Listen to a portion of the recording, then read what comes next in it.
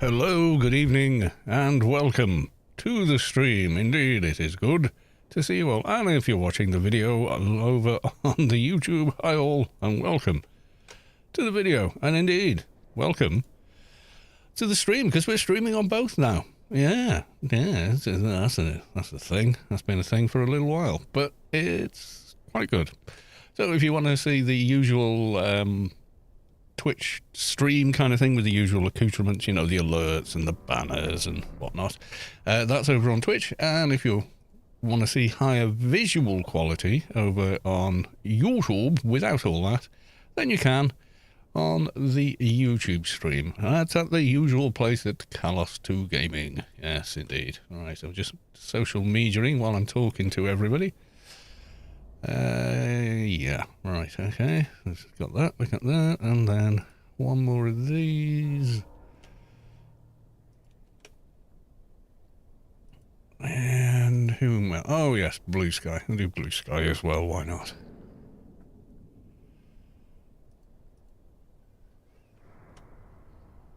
I remembered this time. Haha! makes a change. Oh, poor Blue Sky. I always forget it. I don't know why. Right, let's go to the respective live screens. Yes, indeed. There we are. Right, hello all, and welcome.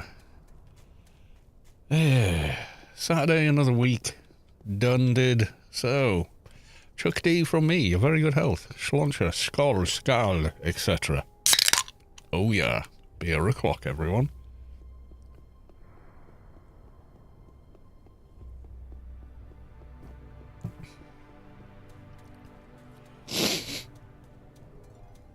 Alright, let's get some missions from the Daily Mission Agency. What are we now? We are level 196. We're coming in hot for level 200, and then we definitely want to up our faction, that's for sure. I think I've got some faction things. If not, I can always get them on GMI, I guess. We want maximum faction at that point. One Green Hill. Out near Longest Road. Ooh, I've not had that mission out there for a good long while. Senior, Elite Daily Players. And we go Mantis again. Goodbye, there we go. Let's get an Alien Daily.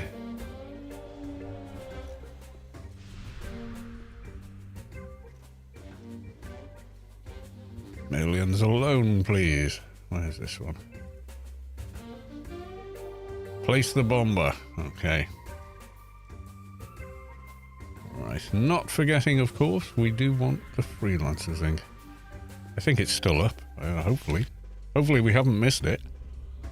That would be a disaster. Yes, it would. Oh, dearie me. Right.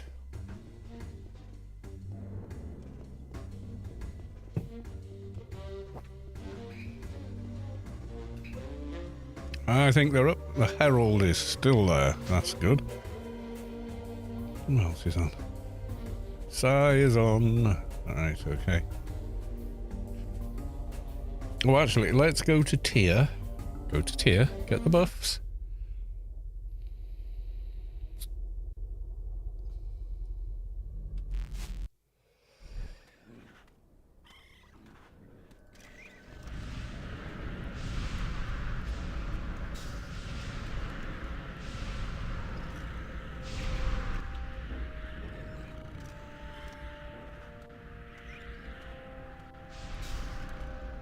Lovely. And then let's get an infuses.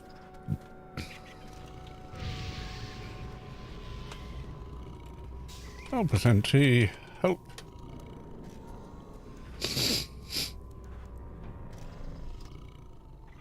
F menu.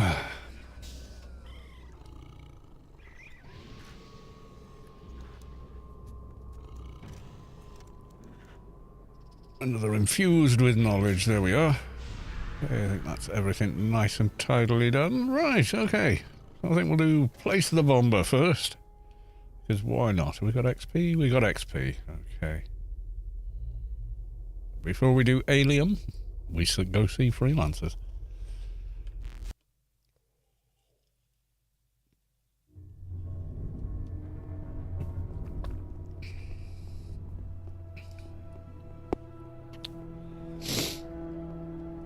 Helgeir, second. No, I believe you're the first, actually, good sir. As far as I can tell. Yes, you are. Yes, you would be the first, not second. Other than, obviously, myself. I'm always here first, because I start the stream. Haha! You're the first in chat, though. Welcome on in. Management freelancers Inc. Goodbye. There we go.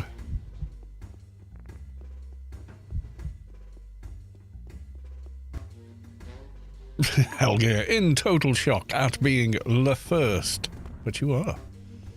I see no chat above you.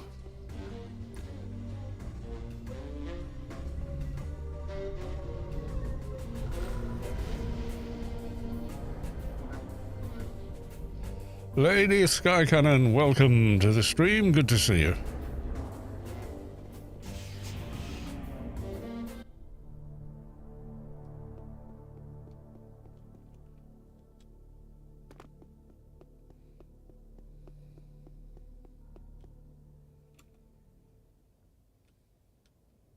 Ah, missed.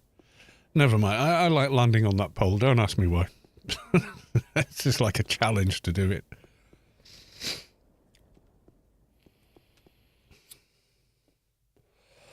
Oh, you feel the core of your being shift as the source makes room for a divine presence. What? What? Scatter's John? Scottish John? Has reached enlightenment. Congratulations on 220.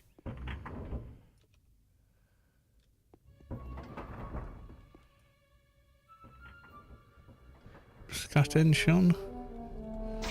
You know when you're just not sure? Yeah. That's me trying to read the name. Sorry.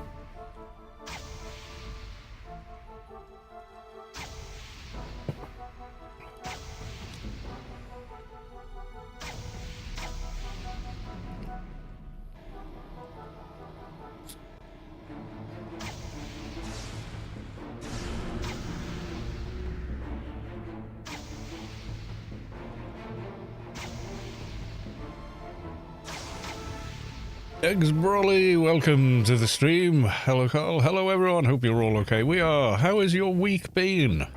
Are you enjoying the start of the weekend? Although I guess if you have a whole weekend off, then kind of Friday night is the start of the weekend, but it's not for me. It's early night Fridays because I'm up early on Saturday, so.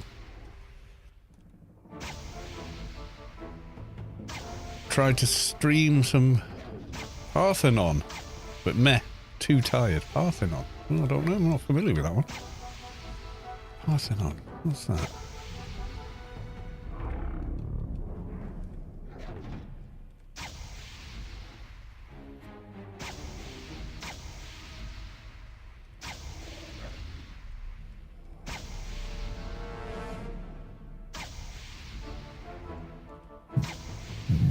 Yeah, playing games on your own is chill. Doing it and streaming, well, that's a different thing. Mrs. Collis 2 had to work on Friday, so I thought it was a bad idea to do a stream as well, because it'd have been up much too late.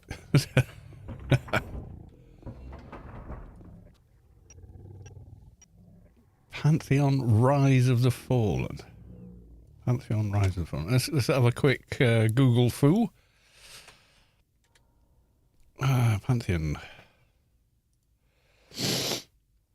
Alright. Oh yeah, it doesn't looks a little kind of fantasy game. Is it a kind of an EverQuest-y kind of deal?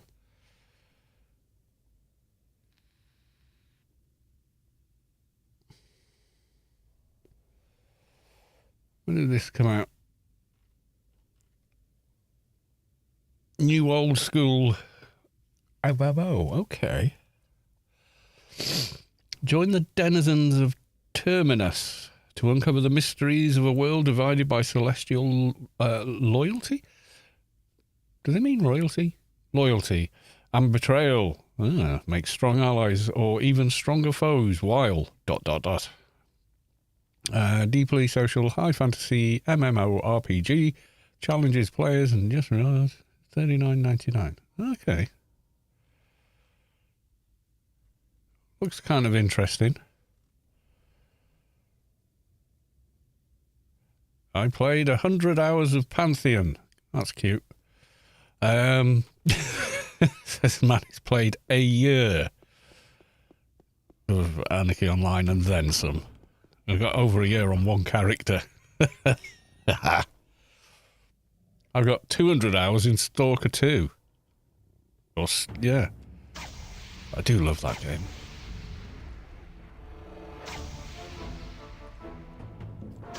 Just one more map marker you get there. Oh, I found a thing. Oh, it's PDF. Oh, it's a marker for some stashed loot somewhere.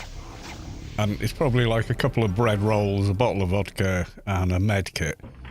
And you spend 45 minutes getting to it and finding how to get up to where it is. It's that kind of game. But that's quite chill when you're at endgame with really good gear and mods and... yeah. And then you get to the mission halfway there. Oh my god, I need shelter. Where the hell am I going? Where the hell am I going?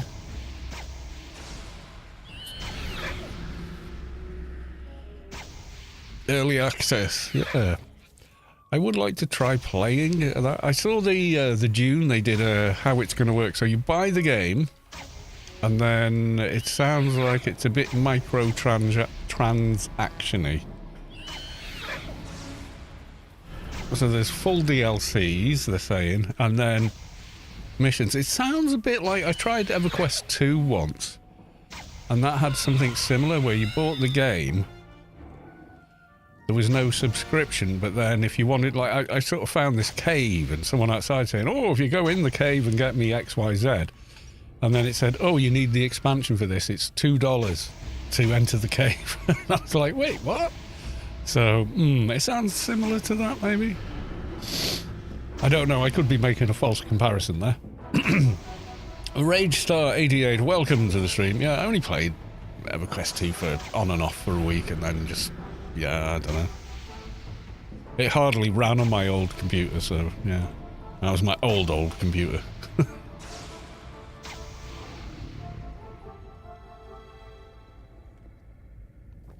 It did not fare well.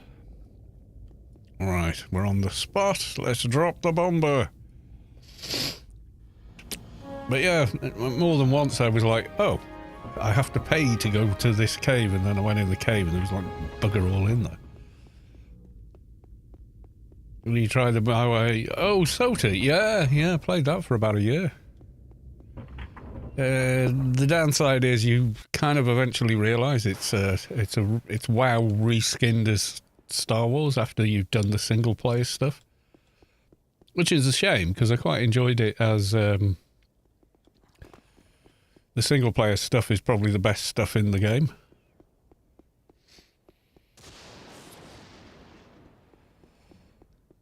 Yeah, I had a bunch of characters in that, all max level at the time. Probably not max level anymore, but yeah. But every couple of months they would merge servers or add some new place, and then the stuff you'd spend weeks and weeks farming for the best purples in slot from, you know, bosses and stuff. Suddenly they're equivalent generic greens that drop from trash mobs in the new area. The trash mobs drops were better than that gear you'd just farmed and invested time and effort into.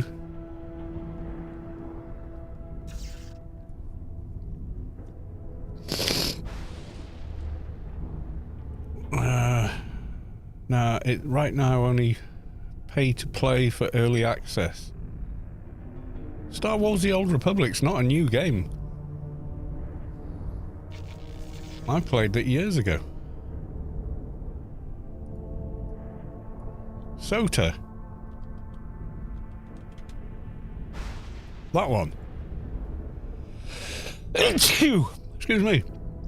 Yeah, 2011 that came out. Oh, Pantheon. Oh, right. Sorry. Excuse me. I was going to say, yeah, it's not a new game, but Pantheon is. Okay. Oh, Fixer Grid, I think, for this. Or we could have a chill run. We could, no, you know what? Let's have a chill run there. Just for, you know. We're not in any kind of hurry, are we? No, we're not. We'll run there. Well, I say run, we'll fly. By the way, I've just started the stream and suddenly I'm sneezing for some reason.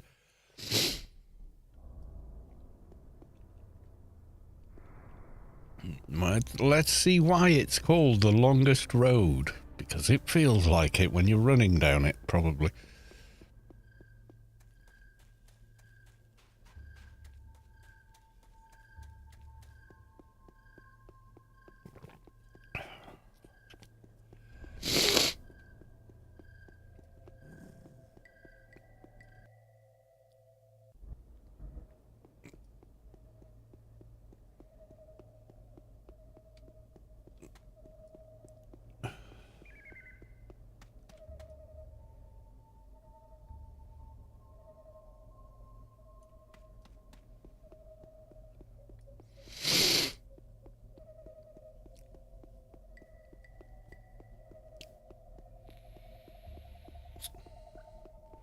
It was Goose saying, did I try the BioWare? Yeah, it was quite good. Quite enjoyed it, but I think I enjoyed the single player part of the game, because when you make your character, they've got like a big long kind of single player campaign to play through, and those were really good. They were well written. There's some good there were some big actors in them as well.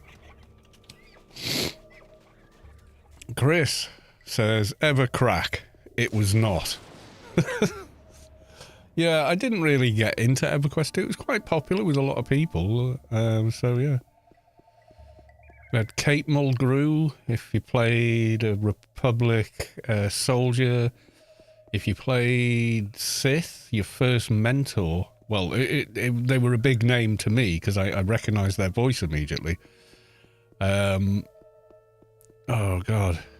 They were in a British TV show called Blake 7. Avon was the character they played, but they've done loads of voice acting since. They're just really good at doing villains. Yeah, the end game was very solve the colour puzzle, all stand in the right place at the right time for the entirety of the fight, you know.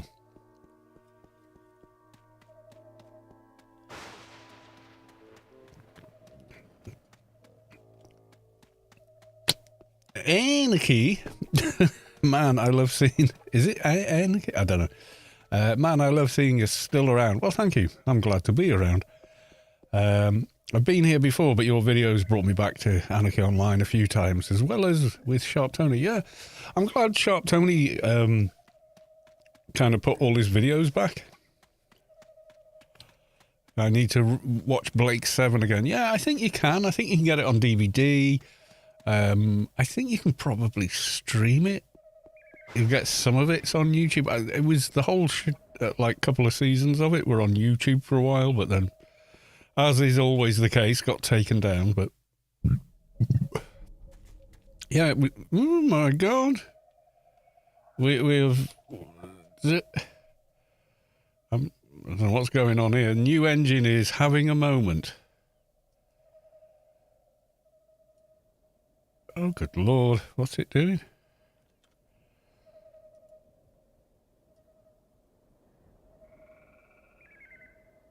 Yeah, we got 1 FPS after zoning. What the hell? It's not load. My God.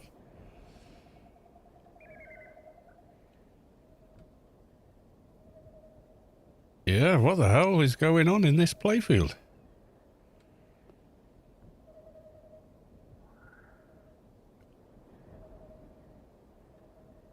Is it? And then all of a sudden...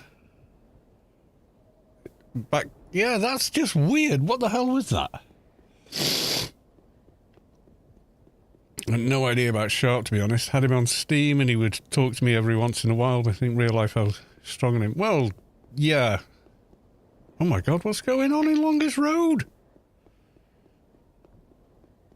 That's bizarre amounts of stutter and lag there. I've no idea what that was.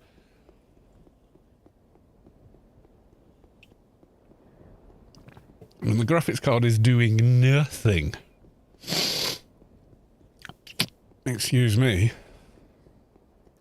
Yeah, with Tony, I loved his channel. He made like an intro video for his an outro video as well for the channel for him before I was even making fresh AO videos myself. You know, it was before that. And then he took all his videos, just disappeared off his channel. And I was like, oh, wow, what the hell happened here, you know? But then they all kind of came back again, which I'm glad to see. So I don't know what was going on there.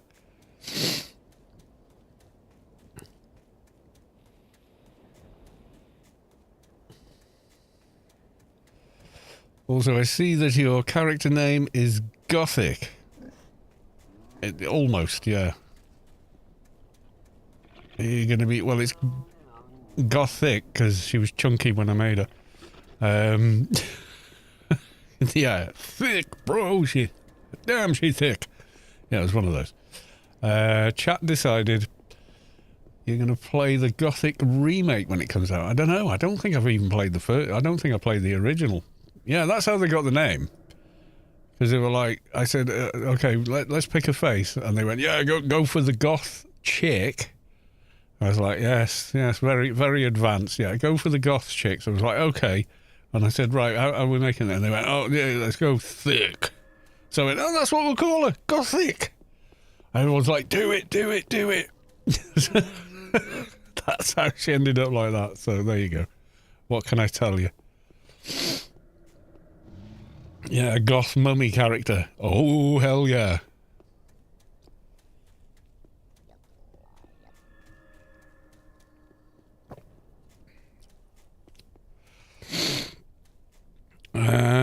Cushy Blanket. Greetings, hope your weekend is good. It is now, it's started. I was in work this morning, that's all. Right, okay, so we go into the Circle of Blue and we start the mission. Okay. Right, I think we kill the ferocious? Yes, kill 3 bulkies. Okay. But kill 3 ferocious and save the bulky. It's a weird, weird mission, is this?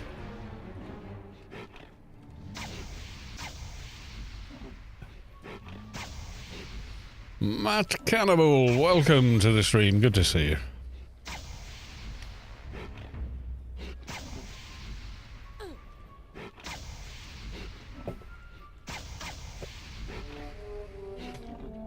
Our guy's wandering off into the sunset over there. At least they're not aggroing him anymore.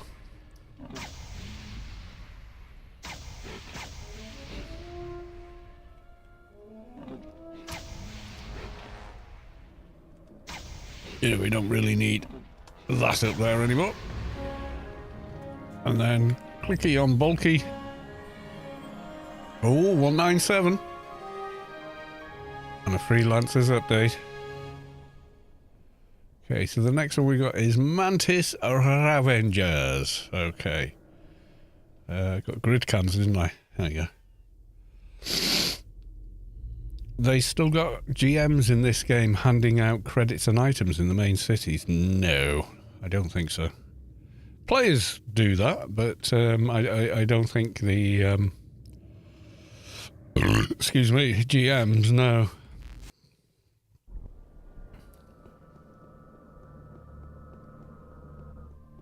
Funny thing is, on Test Live, you've got auto, and auto will do that for you. Right, I'm there. I'm going to log the good old NT just to speed through the Mantis Daily, or try to speed through the Mantis Daily. Finger in the wind if we actually manage it, but there you go. Right, let's log big high-level NT. No, that's not it.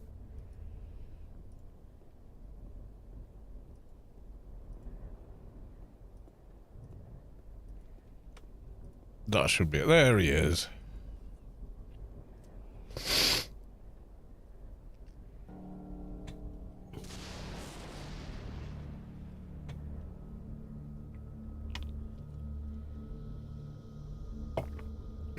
Oh yeah, we used him for this quest, didn't we? Okay.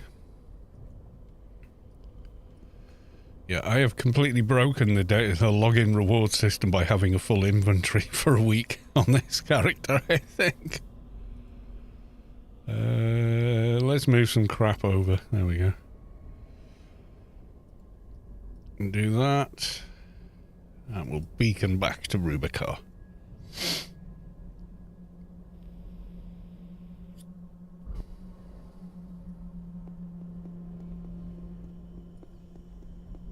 Rebuff him while we're about it. I don't think I've buffed him in a good while.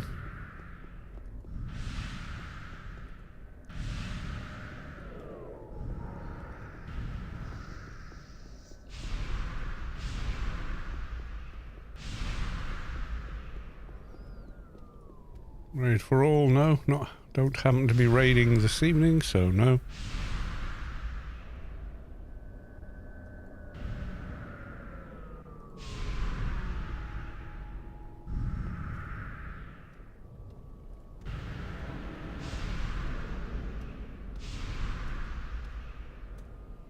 Right, I think that's all the buffs.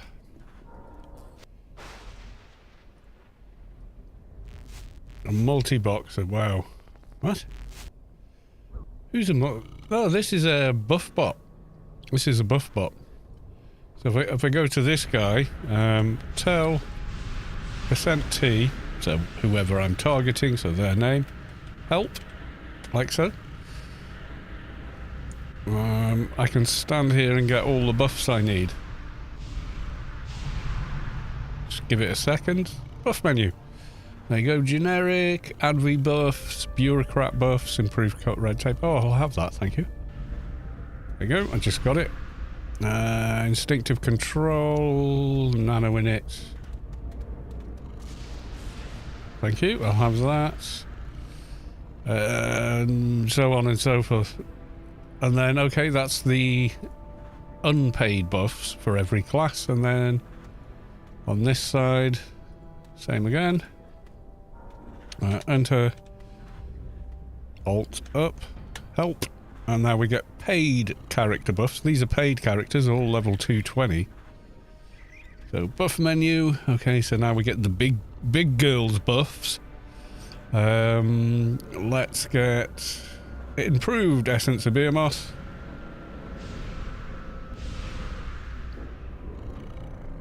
You know, let's get some ACs up in here. Gift of Assurance.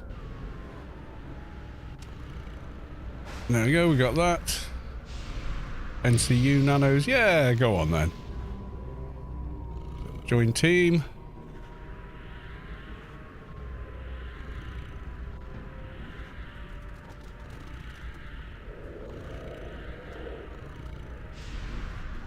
Okay, so we got the 500 NCU.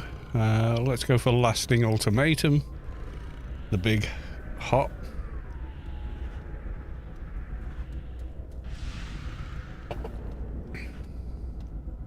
And so on and so forth. Soldier, do we want ROFE? Oh, we've got our own reflect, haven't we? Then Wrangles and such like, yeah. They're all there. There you go. Yeah, there's a few buff bots in the game now, run by players, for players, which is, like, kind of awesome. So if you, instead of walking around for hours trying to get the buff you need or a wrangle to get your weapon on, you just go there and get it. Yeah, amazing service. Wait till you see Chewie's fixing it. Oh my god, I'm green to my high level. Right, let's recruit. So yes to joining. Right, before we run in, I'm getting another beer.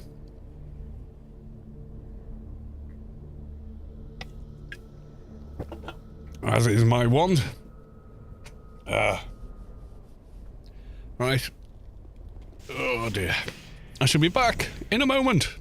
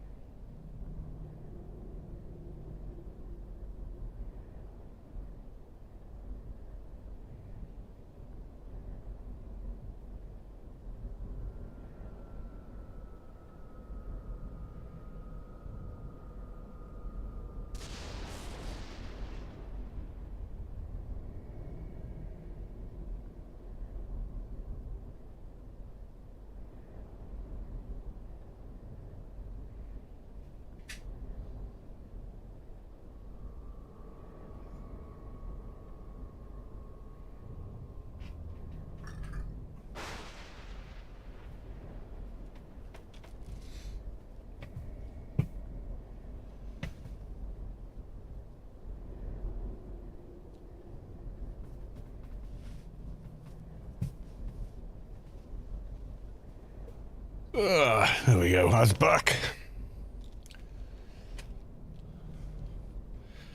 So, sorry for the delay. Right, let's park this tune inside.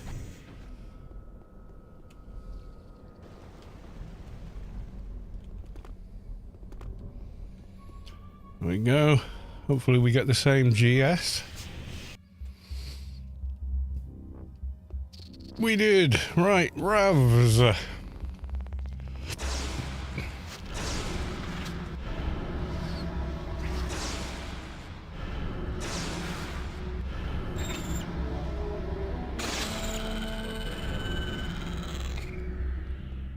More Ravs. Kill, kill, kill. Nano. Let's calm these two. Not make a mess anywhere. Or at least try not to.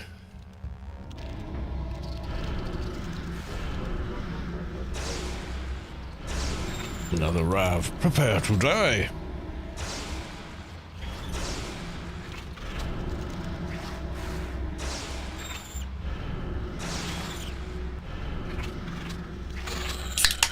There we go. Foragers and runners, not worried. They can prance around, they'll reset. Rav!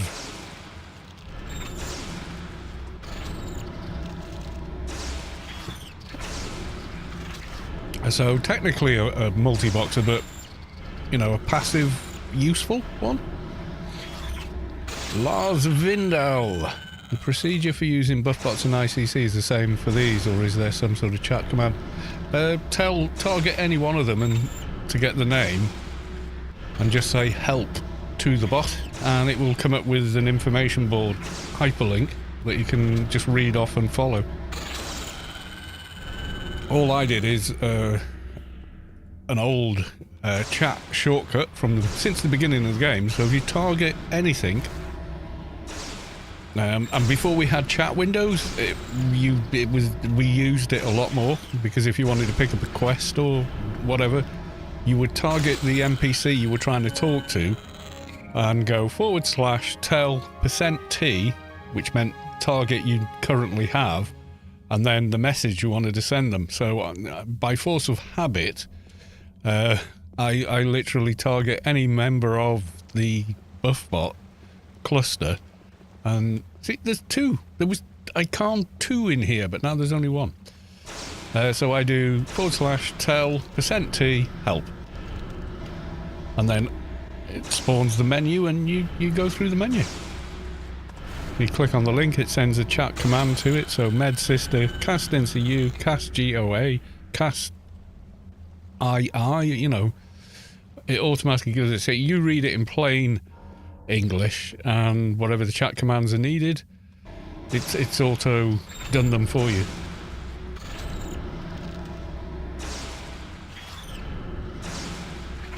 It's all player made. It's all really rather good.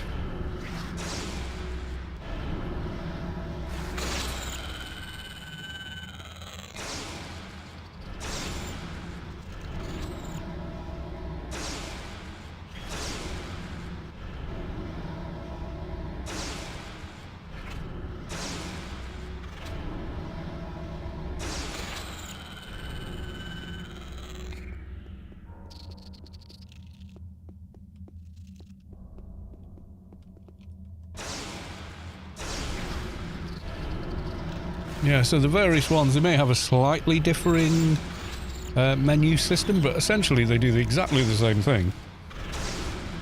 Some list the buffs by popular, some list them by class, so it can be helpful to know which class does which buff. But I mean, if you want a reflect shield, you're probably looking for a soldier. You know, if you want a wrangle, you're probably looking for a trader buff, etc, etc.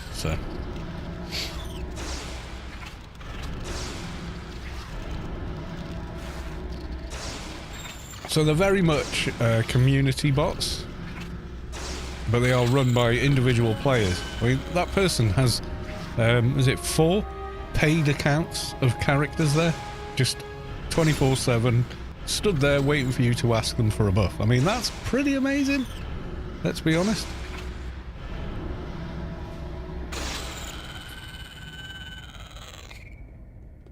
Are we now on the next one? Guardians. Yes, we are. Okay.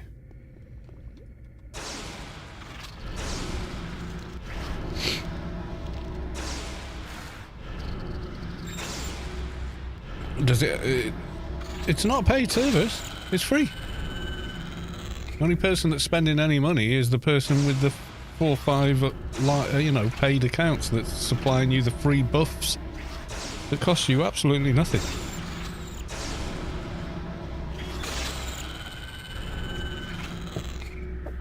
This nanomantis we don't need. Go to sleep. There you go.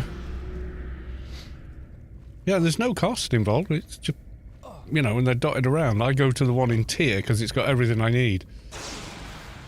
There's one in... Oi! Get back here. There's one in ICC. There's usually one in Newland, depending if... It doesn't seem to be up as much. There's a couple in Borealis. There's also Chewie's Fix-A-Grid beacon warp service. So you can teleport to all the world bosses, etc. Just with the command to Chewie's, yeah. It's a great service, and it's an entirely free service to the players. That's what's amazing about it. The you know, the people that are doing that are just, yeah, warping, yeah. So, you know, when we have the anniversary event and you get bizarrely named mob number 1, you can actually, with Chewie's beacon, it's a beacon warp system, and it will teleport you. You know, you send the message and it sends you a team invite and teleports you to a safe spot right near the NPC that you want to get to. It even does all the towers for the Dust Brigade quest. It will beacon warp you to each and every one of them.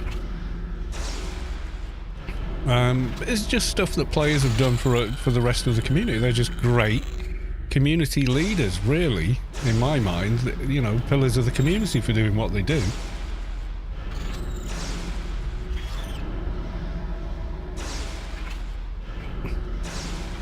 Some of them have had to move inside backyards because as much as we have pillars of the community, we also have, well, you know, the scummy dregs at the top that you sort of have to scrape off sometimes of the community that go, I'm going to kill all these buff bots just to screw with everybody else. And you're like,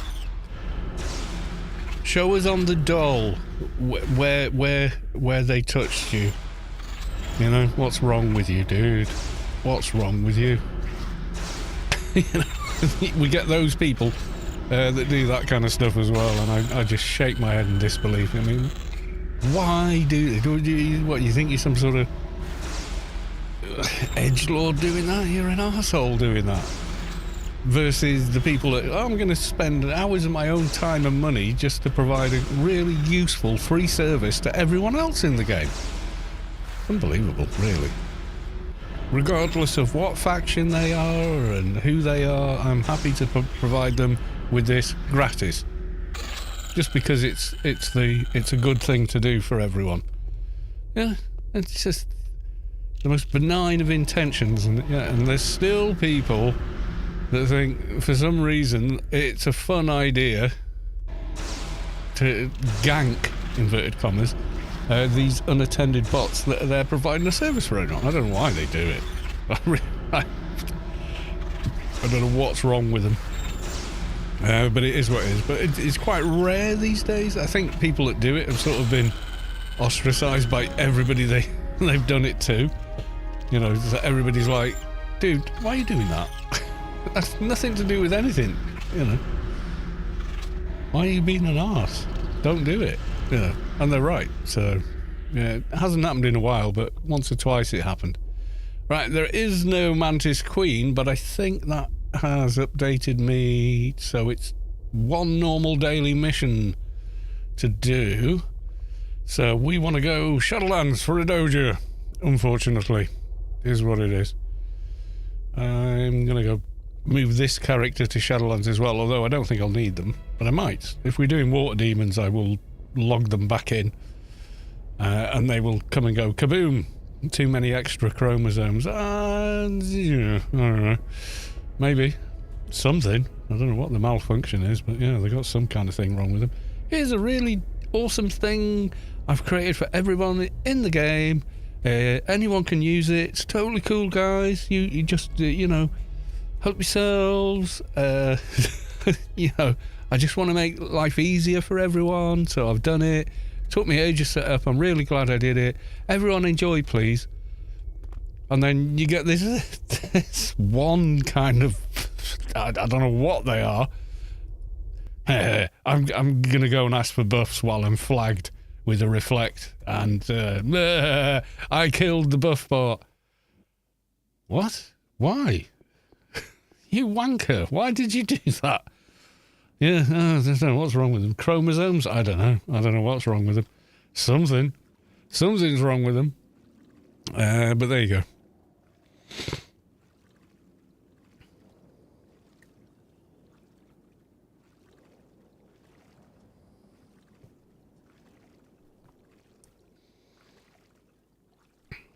You know, someone trying to make the game better versus someone who, I think, in essence, it kind of exposes the fact they're in the game to make it worse for everyone, versus people trying to make it better for everybody. I think that's the difference. Whatever the reasons are, whether it's, as Matt Cannibal suggests, chromosomes, could be one or two there extra or one or two missing, I don't know.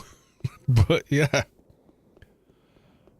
The Johnny Somalius of AO. I don't know what that is. Johnny Somalius? I don't know. Oh, God. I'm going to have to Google this now so I get the reference. Johnny Somalius. I'll probably, yeah, let's just Google. What's the, Johnny Somalius,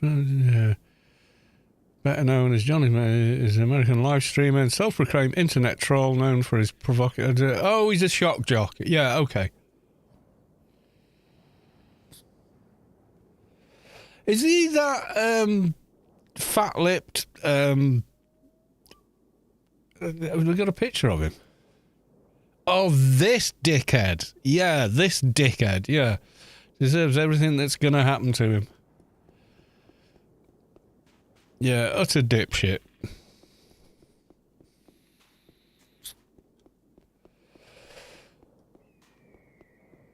Yeah, I know what you mean now. I forgot his name because, let's face it, it doesn't matter. You know, why would I remember his name? You know.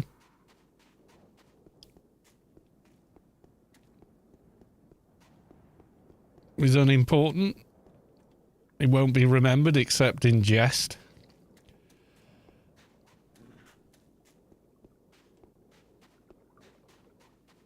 They're probably... Matt Cannibal's been very crude.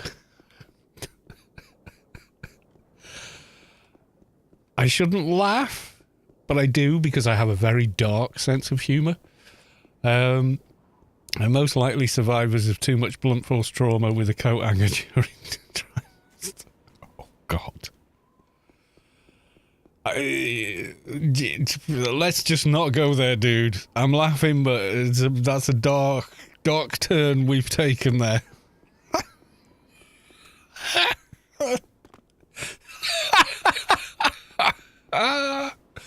Oh, my God.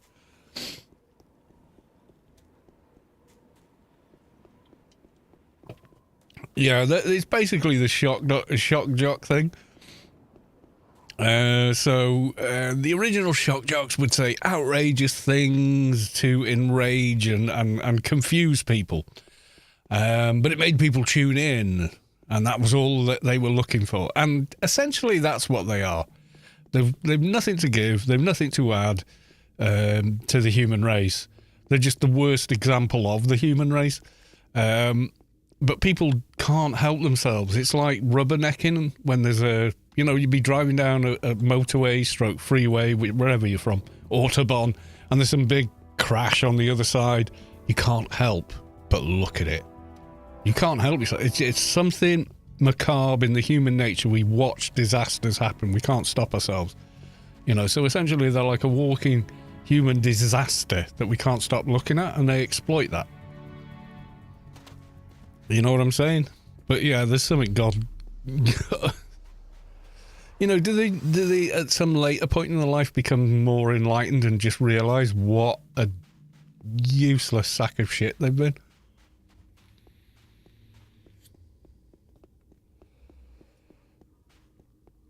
One of them tried it in the UK. I think they ended up in prison.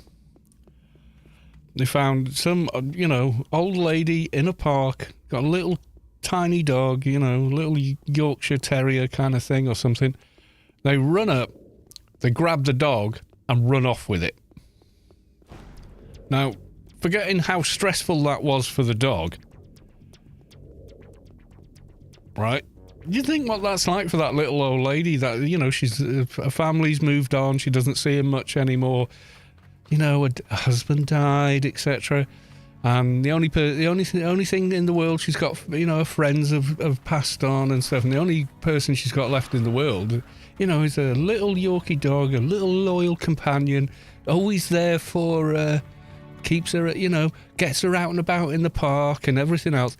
And this father comes up, picks that up and runs off with it. Trust me, son, if I'd have been in that park... Yeah.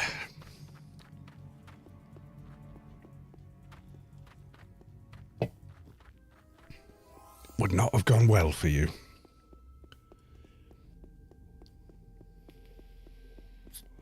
I don't think it was that guy, it was some other dipshit doing basically the same thing. Yeah, it didn't go well for them.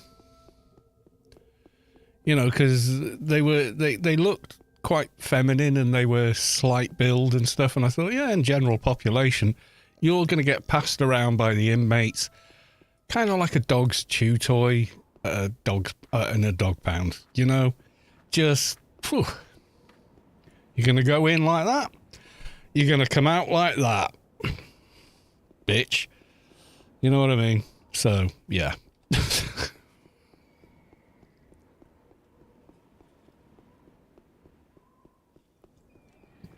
Yeah, that really got me cross, that did. Number one, love dogs.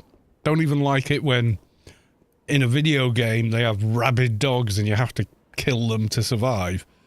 But then they whimper when you kill them. I'm like, no, no, no, I'm just going to run away from the dogs. I can't hurt them.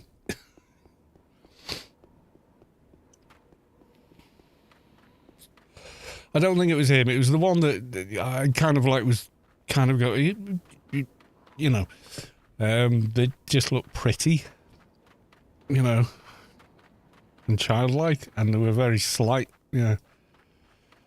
There's a shortage of stray bullets. Yeah, there's not many stray bullets in the UK, but I'm kind of glad of that, because you got dipshits like that can go be the person with the stray bullets. That's, you know, that's a problem as well. He's caught up in matters of the court in South Korea now, with possibility of multiple years in prison. Yeah, he wouldn't survive in prison, that guy. He'll be giving away his brand new shoes, and he'll be cleaning people's toilets, and he'll be thankful for doing it. You know what I'm saying? He'll be tossed around as a commodity, is basically what would happen in a real prison. I would be terrified in a prison, and I'm a reasonably big guy. I wouldn't be comfortable, you know?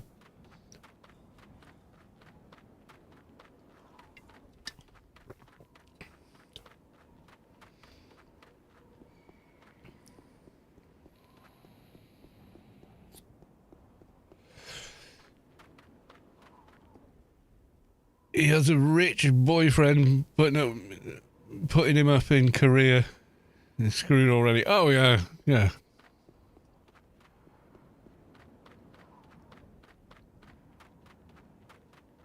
There's someone that's just, yeah, Yeah, you're a big gobshite on the internet. In reality, mate. Oh dear me. Yeah, God, they're terrible people, awful human beings. And the thing is, you know, eventually that little flame of fame is gonna peter out and die. No one's gonna remember anything they did except in the past tense. Okay, we got a lot of dead mobs here. So they're just going to end up, you know, no more internet fame or income, because the various streaming services and that, they just crack down on people like that now. Yeah, they don't want that on their platform because advertisers do not like it. So they're just going to block them all. Then they're going to lose. They're going to be deplatformed. In otherwise, what you're doing is not what we want on our platform. So they're going to end up having no income from what they were doing previously, and then they're going to be going, yes, I really want to work at McDonald's because I see an opportunity for a job. Okay, oh, wait a minute, I recognise that name. You're so-and-so, aren't you? You know what I mean? So, yeah, red flags all over you, pal. It's going to be a harsh wake-up call for them, it really is. What, you thought internet fame was forever?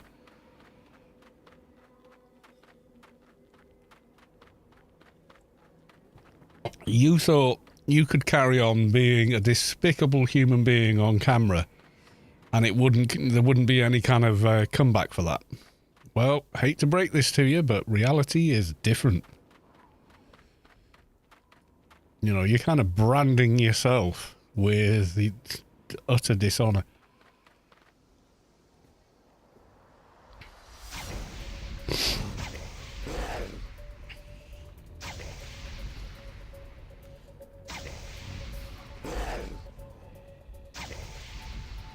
Oh, let's get a mini-map up.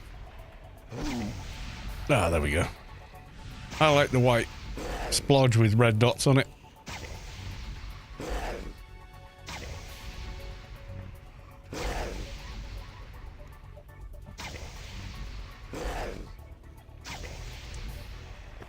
Yeah, they ended up in custody for that, Matt Cannibal. They were lucky they got as far as being arrested, because if they'd have been spotted in the street in the UK after it, not have gone well for them. You know, by and large, people in the UK are sort of stand-up and quite moral people. You know, we're quiet about it. We don't make a song and dance about it, but, you know, we're a nation of invaders. A nation of descendants of warriors. Because we're a nation that's been invaded, God, we've lost count, you know? Which is why we have manners and decorum. Because, you know, and Japan's very much the same, you know, there were so many invasions and counter-invasions internally even, that everybody just agreed on a sort of set of protocols that, you know, don't push in on a queue and, you know, be polite with people you don't know and stuff like that, so we can avoid conflicts and stuff like that.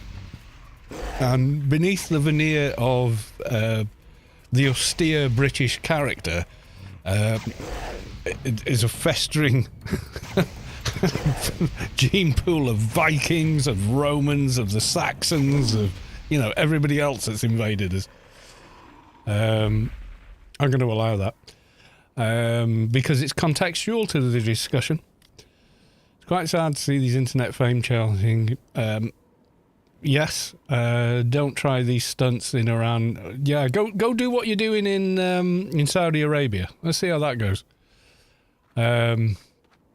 Yeah. Thing is, they do it because it pays off, you know? It pays off.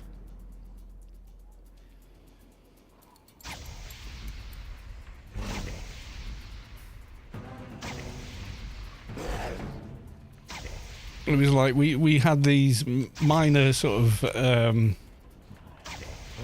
there was a terrible incident in Britain last year, and children were hurt in it, and there was like Andrew Tate spreading disinformation about it. The difference is he knowingly lied about what had happened, and that was shared by a Russian-backed twat who, you know, retweeted it. And these people have millions of followers, so of course that disinformation propagates. And they whistle-called, and they brought out tons of little racist twats. Came out and, you know, oh, we're going to do this, and we were all blaming the immigrants. It's the immigrants. We're a bloody nation of them. You know what I mean? You know, unless you're like a native Anglo-Saxon person. Britain, you know, the whole argument they make is just complete bullshit. But anyway, you know, they came out and said, oh, we're going to riot and gammon, busting a blood vessel. And do you know what happened? The general British public, who vastly outnumber them, turned up in counter-protest and said, do anything, we dare you. And like most of the ringleaders were arrested within 2-3 days and are now in prison.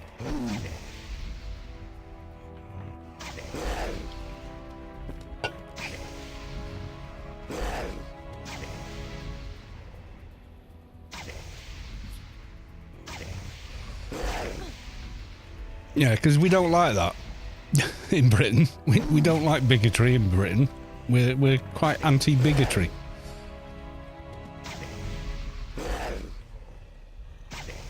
And I felt proud to be British, you know, when you had 7 yobbos stood on a traffic island with their "No immigration now" placards and various other, you know, propaganda, versus, you know, thousands of people, you know, all there in their sensible shoes and anoraks and umbrellas going, "You're not touching anyone, you bigoted, racist mother-fathers." They looked very, very foolish, small and insignificant. And that's because they are.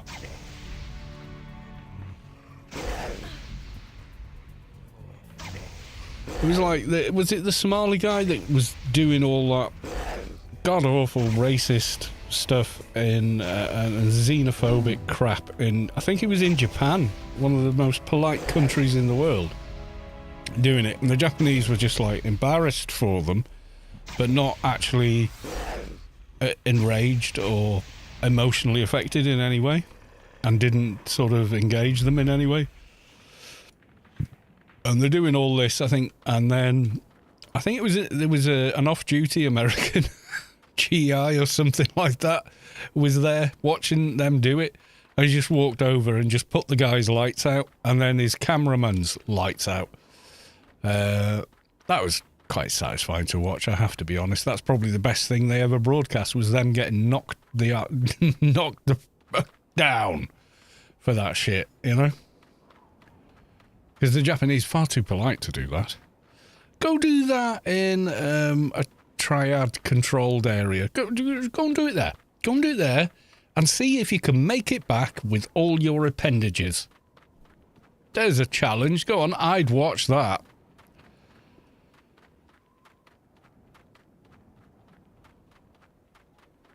I think the UK revoked their passport, so they can't travel anywhere anyway anymore.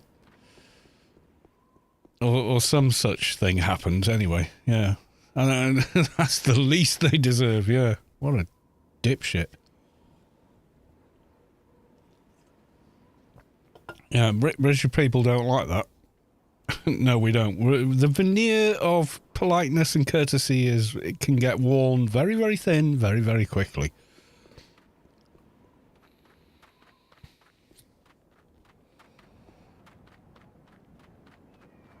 So I'm having zero luck with the Doja.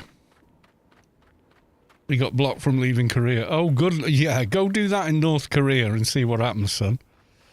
Yeah, exactly.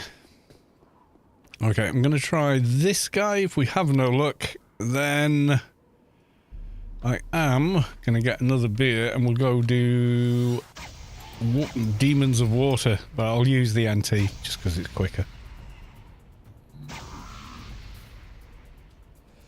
Yeah, don't go do that in a country with zero tolerance like Kuwait or Iran or, you know, anywhere like that. See what happens to you there. No, they don't. They go to countries where the culture's too polite to intervene and just kind of politely ignore them, even if they're personally disgusted by them.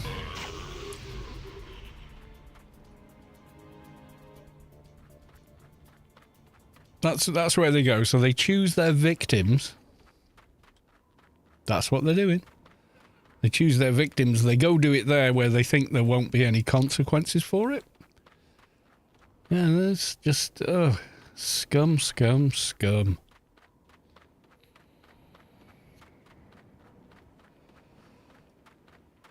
Yeah, just god-awful people. But you see, it was, what, 2 years ago they had their moment in the sun, you know, where they got their 15 minutes of fame.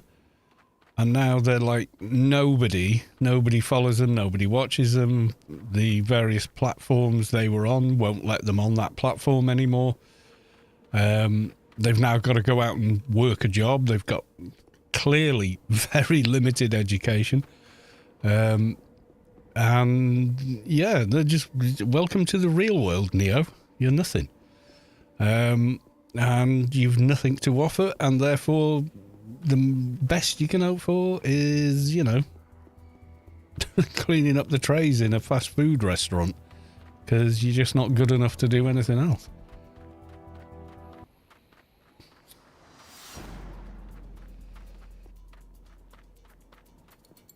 Yeah, there's some pretty terrible people in the world, and unfortunately, we keep rewarding them for their stupidity. That's the problem. We're rewarding their idiocy. It's broken in a way.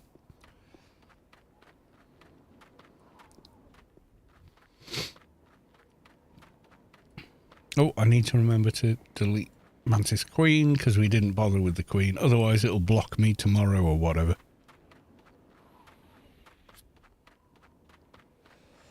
Right, we picked up an insignia, so I'm going to go into the Penumbra Garden.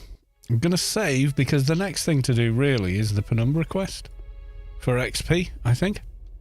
I think that could get us to level 200. We'll have to see. Right, okay, so we're going to park in here for a minute.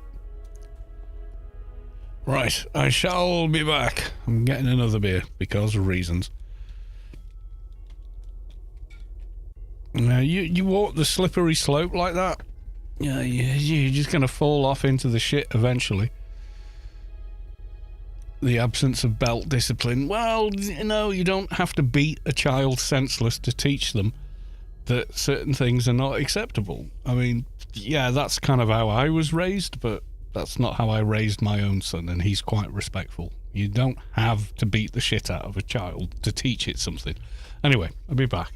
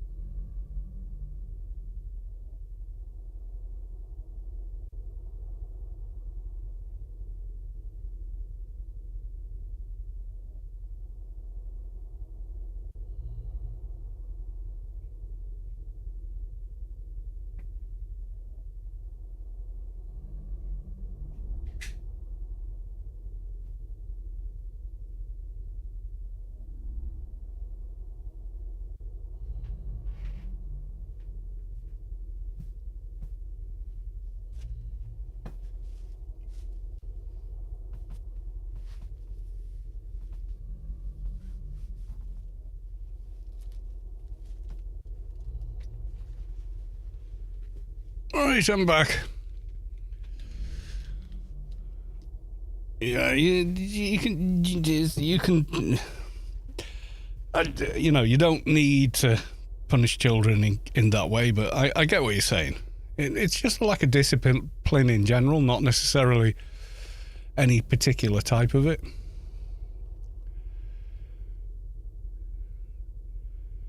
If the Yakuza still existed in Japan, pretty sure they do. I don't think they've gone away. Let's put it that way.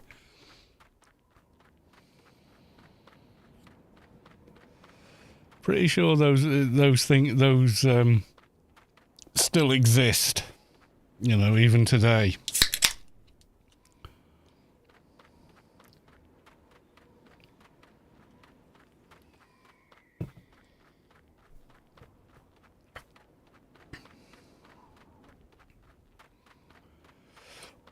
No, they picked their time and places. You know, oh my God, with the lighting in Penumbra. Light. Global light. Oh, thank God. Yeah. My retina were burning. Yeah, they done. I've seen. Yeah, that. Like in London, in Leicester Square, sort of area we were just walking through buying foods and stuff, you know. At the local East Asian markets and stuff. And then we saw a bunch of guys wearing really nice suits, actually.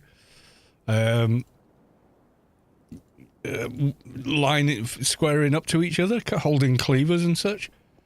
And we just went, and my mate just went, heads down, just ignore and just walk past quietly. And that's what we did. We're just punters, you know. We're just people spending money here. Ignore us. We saw nothing. We know nothing. So, yeah.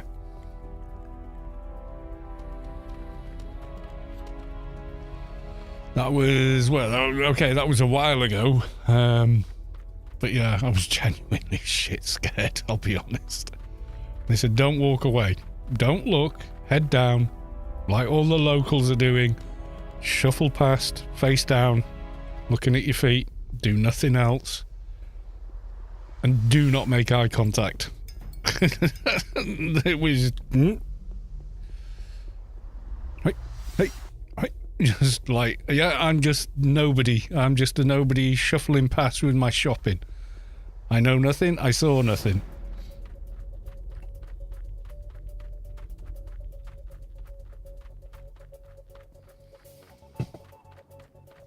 This is not where I parked my car. Yeah, exactly that. Yeah.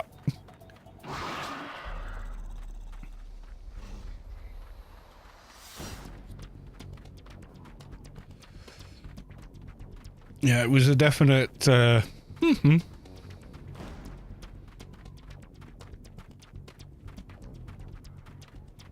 Yeah, we just shuffled through it. And it took a hard left and found a busy pub and walked straight into it.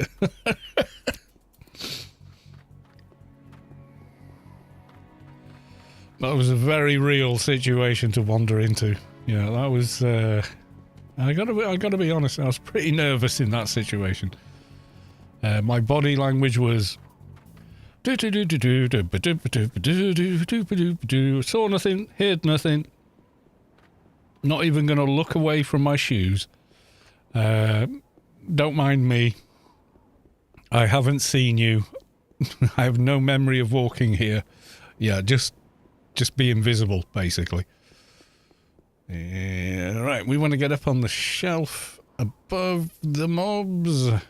We go up the windy path. Yeah, the best thing you can do in that situation is just do not involve yourself in any way, shape or form.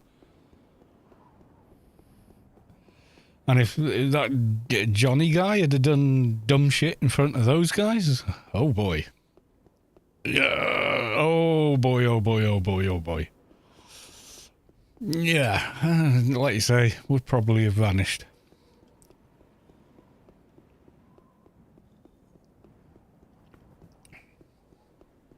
Right, I'm going to park this character about here. Good sort of middle-ish place. And then we're going to log the NT back because they're quicker at killing things. Yeah, oh, this is not where I parked my car. Yeah, exactly. We didn't have cell phones and stuff as much then. Well, we had them, but they were phones. They weren't anything else, so... Wasn't like we could have been recording it. We didn't have cameras and video capture on phones and stuff, so...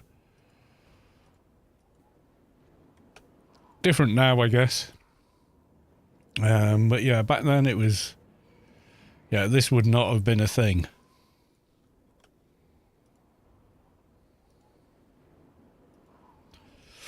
Mathematica, welcome to the stream. Then I heard the gunshots 5 minutes later, yeah. Yeah, it is kind of that deal. However, also, yeah, just, we're not getting involved here, you know. We'll run from Inferno to Penumbra for a change.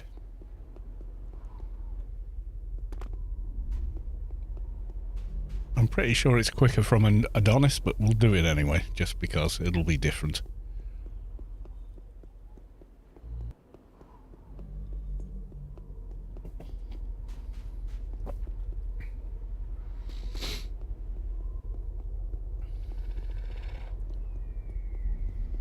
Now, I don't know, we might get there and find that someone else has been killing all the demons of water, and then we're going to be there for hours on end, which won't be fun.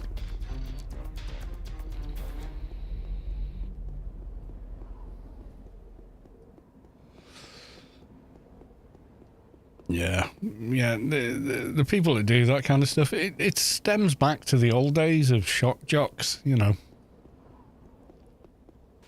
It's a very similar sort of thing, only it's worse in many ways.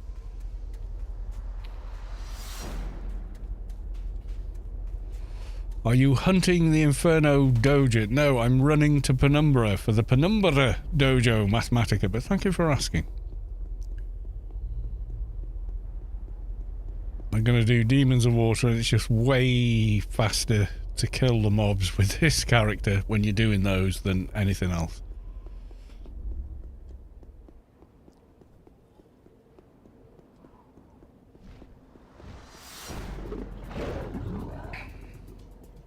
I'm pretty sure, though, it is quicker running to Penumbra from Adonis than from Inferno to Penumbra.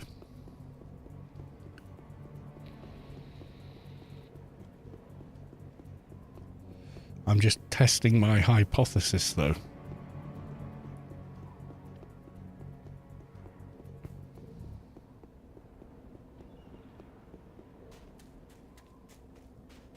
Yeah, Howard Stern was a shock jock, and now he's like mainstream guy, isn't he? You know. But he was a shock jock. He was one of the original shock jocks back in the day. But you know what? He was actually quite good at what he did anyway. He was quite good as a radio presenter and stuff, and had interesting discussions with people. You know, when it came down to it, there was some substance behind the man. So he used the shock jock thing to get attention, and then once he had the attention, instead of just looking for more attention, he kind of went, well, let's have a meaningful conversation about subject A, B, or C. That's where the difference is. Behind that mask of, you know, hey, pay attention to me, was someone with a good journalistic mind. You know, it was someone who was actually empathetic and such like. The people trying the same shtick now, they've got nothing. All they got is the shock. They got none of the jock, you know?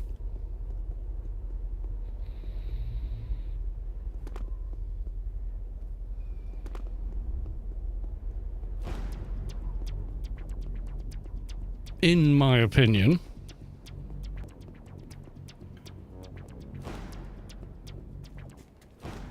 imagine Howard Stern out humping a comfort woman statue.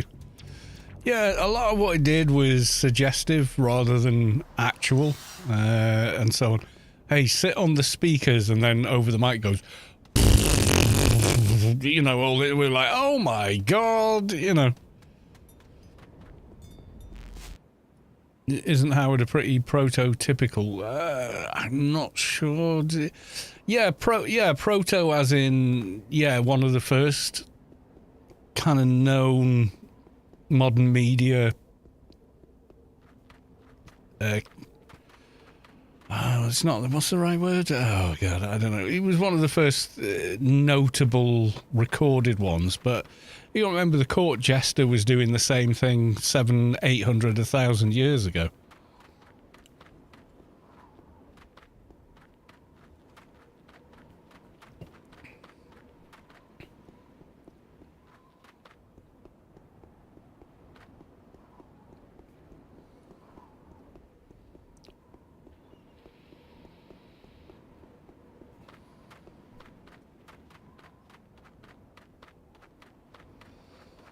Yeah, but wasn't Somali, it wasn't Johnny Somali, it was another British person that did the one with the dog, and I would just never forgive him for that.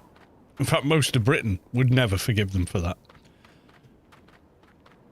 You kidnapped an old woman's dog for views on a live stream.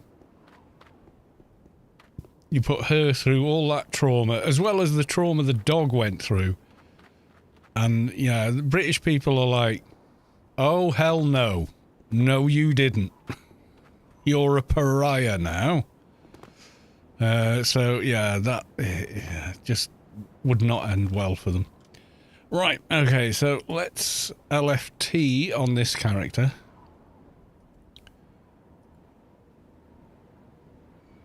Definitely shock jockey. Someone who just uses provocative, controversial, or outrageous content to grab attention, entertain, listen, or to stir up strong reaction.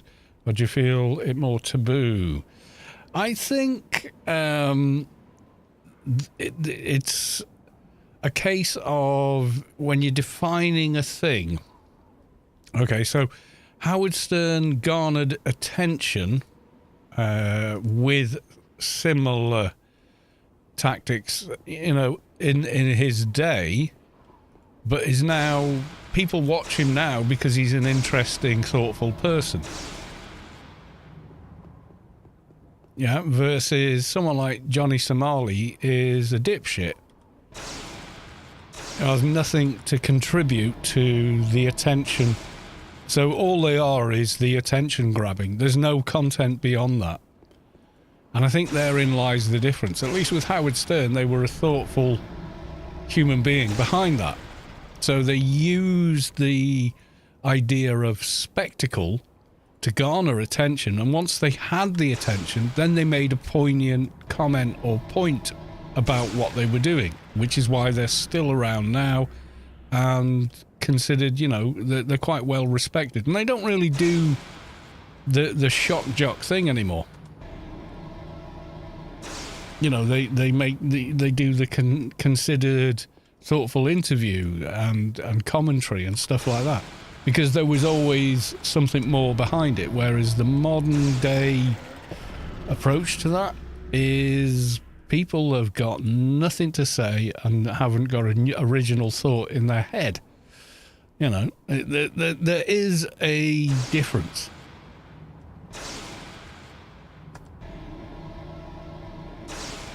Londis ahoy. So yes and no on that. It's I think it's a grey area, as in, you know, you've got your Howard Sterns that like garnered tons of attention with what they did, but then had some substance behind it and some commentary to make that was actually interesting, but we may never have heard without the kind of like, oh, look at me, you know, listen to this outrageous thing here. Right, now I've got your attention, blah, blah, blah. Whereas the modern shock jocks, there's no follow-up. It's all the attention seeking and nothing else. And that's the problem. It's an empty box present. So the present's all, if you imagine the content is a gift box. So theirs has the ribbon, the colourful paper, etc., but it's empty inside. And I think therein lies the biggest difference. You know, Howard Stern has something to say and had something to say and was interesting. Whereas these guys, beyond the shock value, they've got nothing. They've just really got nothing at all to contribute or add. They've no value beyond their shocking behaviour, which is very low value to begin with. And producers today tell them you're not doing that idea. No, I think people like Howard Stern have got enough intelligence to know they don't need to do that anymore.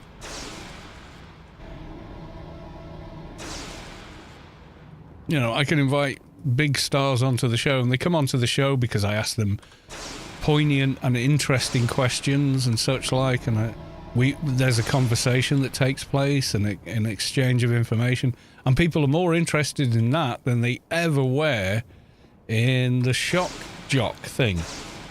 So they used that mechanic to get the attention on themselves, but then they had so much more to offer behind that, is why they're still around today. And if all you've got is the shock and none of the jock, that's when it fails, because people are like, well, beyond being an outrageous idiot, there's nothing else to see. And that's why, you know, these wannabe internet fame guys, you know, come and go as quickly as they do, because there's no substance to who they are or what they do. They're the shock and none of the jock, you know? That's what I'm saying.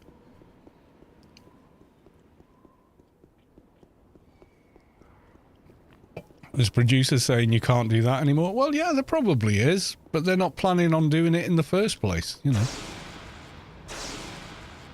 He doesn't need to. Howard Stern just has to do his show, and people are like, oh, it's Howard Stern. Yeah, and he gets the big names on, he asks interesting, informed questions of the guests, and there's an interesting dialogue developed from that. Yeah, of course I want to watch him. And also he's got this great voice. You know, there's like a docu-movie about him that is well worth watching, actually. Yeah, when you're talking in modern terms, we're not dealing with a radio station, producers and stuff like that. We're dealing with dipshit with a phone doing shockingly awful things gains attention. They're not in the same. They're not in the same league as much as they might think they are. They're just not, because there's nothing behind what they're doing. There isn't,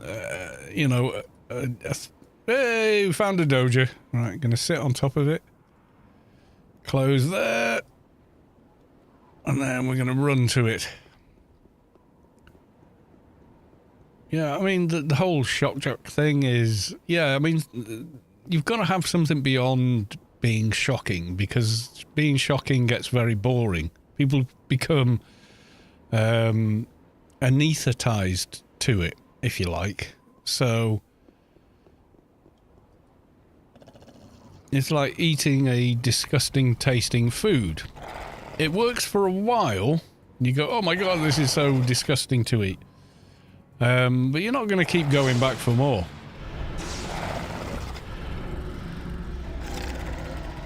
You know? Unless there's something else to it.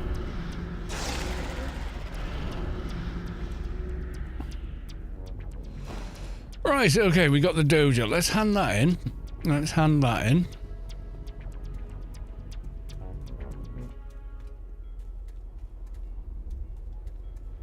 Yeah, the new people today don't have 3 producers. Yeah, anybody with any person with media experience can say, yeah, you're going to have to tone that down by like a ton and involve the people you're doing it with, and they've got to be consensual, and also, you know, yada, yada, yada. Then you've all got to show the resolution of, oh, it was only a joke. Look, we're all friends at the end. Or there is no way in effing hell we're putting that on the air. But they don't go through that, do they? They just pick up the phone, start doing outrageous crap, and people pay attention to the outrageous crap. It's like a dog that's chewing its own tail off. Like I said, the crash on the freeway on the opposite side of the freeway stroke motorway or whatever. You can't help rubbernecking it, you know?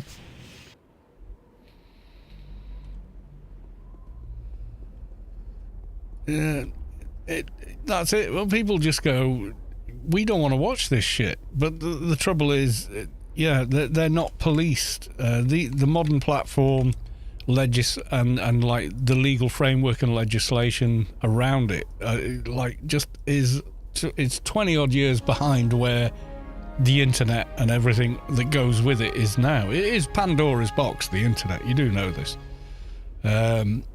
As in, once the lid is off, it's off. There's nothing you can do.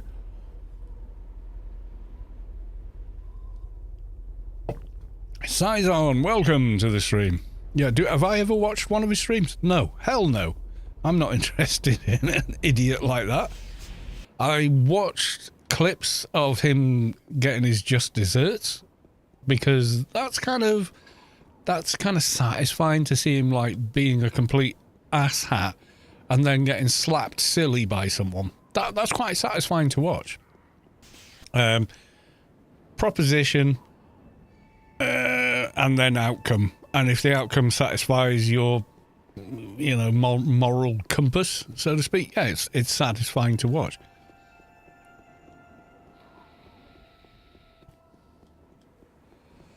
Dipshit being offensive, dipshit getting knocked out. You kind of like, and there endeth the story. There's some satisfaction in it,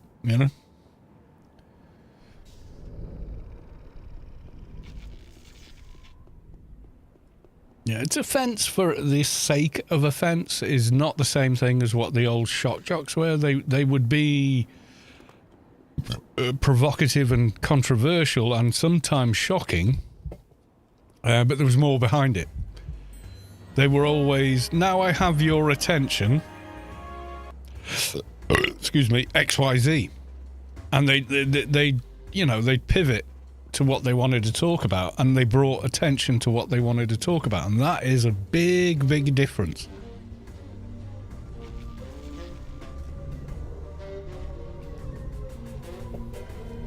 I mean, the way I see it personally, and I'm quite happy to be wrong, is a lot of the biggest influencers out on social media now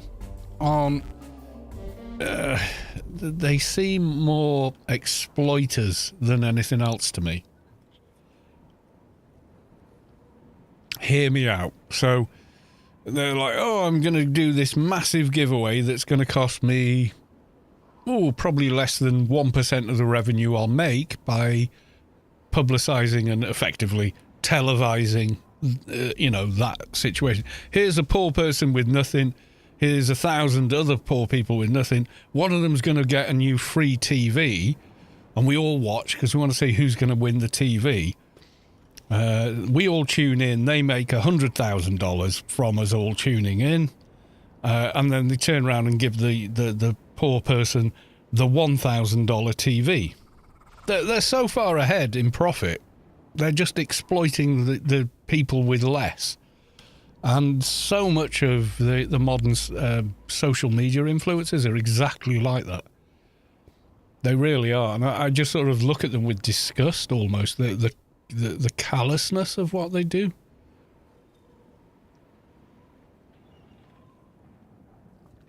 They're one thing, and then several strata and stratigraphy below them are your Johnny Somalias, which are just, I have nothing but offence to cause for attention. There's nothing beyond that. There's no payoff. It's just me. It's just them being horrible and offensive and disgusting to other people. That's all they've got.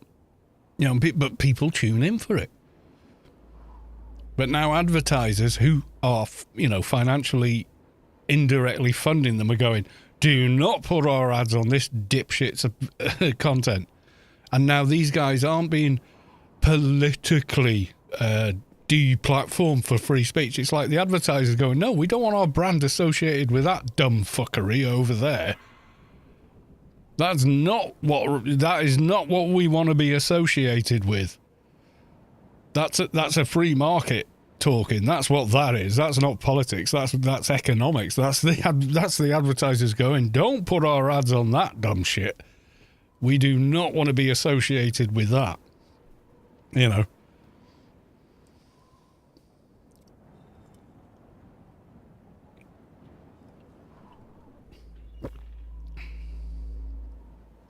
Some people just need extra helpings of 2x4 up the side of the head. Yeah, exactly. Or maybe they got that to begin with. I saw this one guy goes and nails like 15 random people out of jail and then parade them around. They don't even check what they did wrong or tell you. It just bails them out without finding out what they did. That's a special level of sociopathy. Okay, one of them's a child rapist. You just bailed him out. He's going to do a runner. You happy now? Is that a good thing you just did for the world? I don't think so. Here, have some 2x4. You know.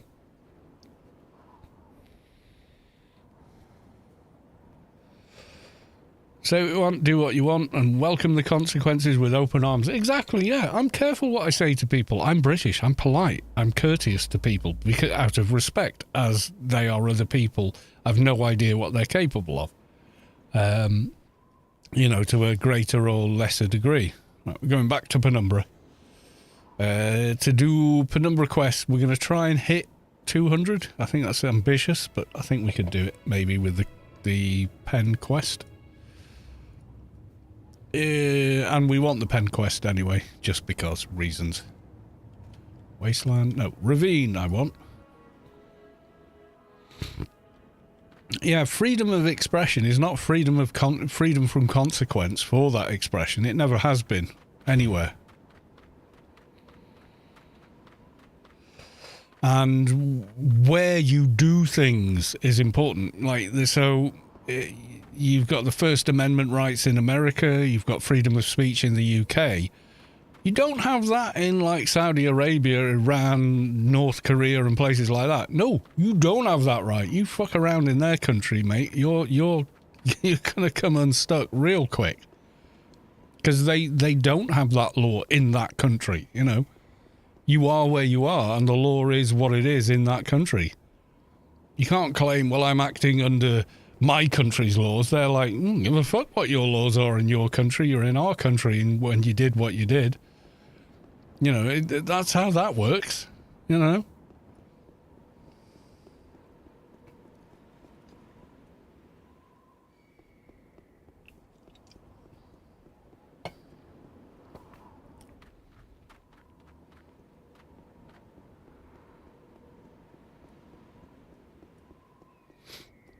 I think the guy who did the thing with the dog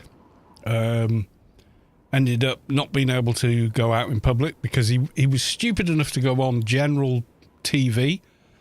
So everyone knew exactly what he looked like, and he would do dumb shit like walk into people's houses uninvited with his little lackeys following behind him. You know, the little simp squad following him around. No, we're in the simp squad, you know, filming themselves, getting told to leave properties they had, you know, private properties they just wandered into. Now, you go do that in the States. You go walk into Bubba's bloody house in in downtown Texas with your little bunch of cronies, and guess how much shotgun you're going to get to the face, you know? Bubba's having none of it. You know, but in Britain, he's like, yeah, I can get away with this. So, yeah. Crazy stuff that guy did. But, yeah, now he can't go out in public because people go, you're that guy, aren't you? And he's running for his life, you know. Is it Tundraly I want? Tundraly. Okay, here we go. We're going to attack one and hope we don't get 50 more chasing us.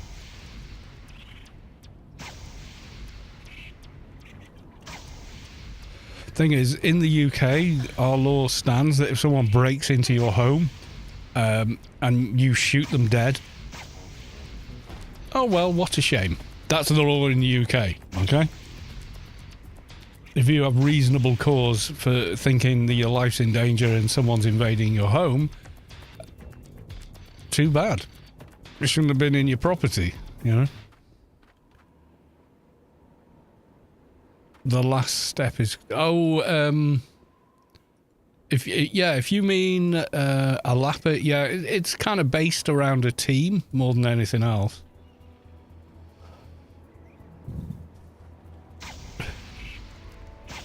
Oh crap, I just pulled a bunch of mobs. Did not want to do that. Did not want to do that. Did not want to do that.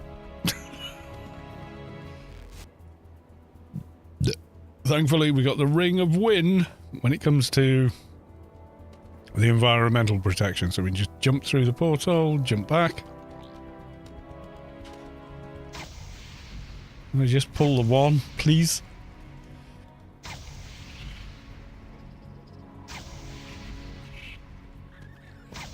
The two hard parts of this quest are two-time Maloney and obviously a lapper, which is the whole Alapa part of the quest is built around a team doing it at that level range.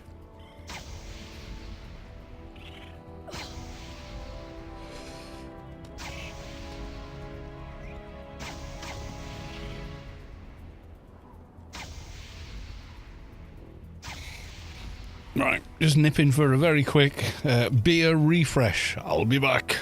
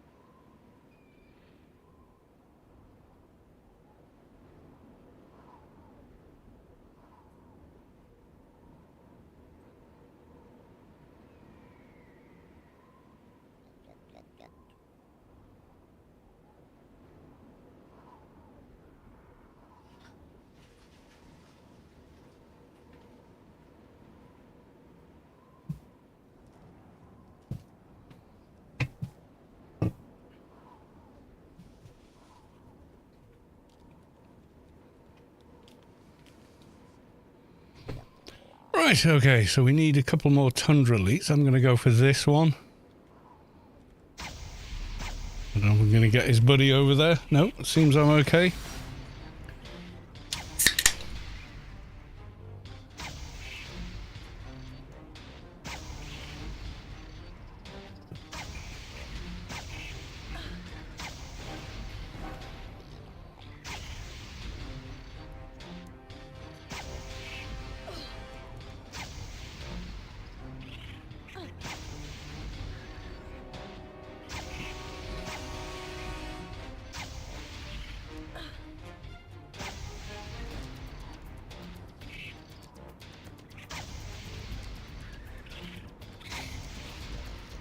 Yeah, that was kind of a test case for the 21st century. That happened with the burglar and the old guy who had a licensed shotgun in his house. Yeah, that was a FO, FA. Or FA and FO, that's the one, yeah. Yeah, that was that kind of a deal. it did go to court, and the court ruled that, you know, clearly the pensioner, the old guy, was in fear of his life on his own property and acted in defence of it, of his life and property. And it was unfortunate. The result was the death of the home invader. Oh dear, what a pity, never mind. So I know a lot of people think, oh, Britain's far too polite to do anything like that. No, we're not. It just takes us a while to get there, but once we get there, it's happening.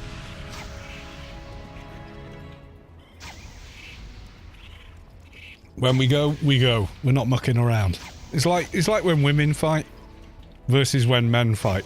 You ask any bouncer, door staff or whatever if they'd rather stop a fight between a couple of guys or try and stop a fight between a couple of women. They'll all give you the same answer. I'll take on the guys. It's not because they're fearful of being heavy-handed. It's because the guys, mostly it's, you know, testosterone, bravado and whatever is what's really fueling the fight, and that you can work with.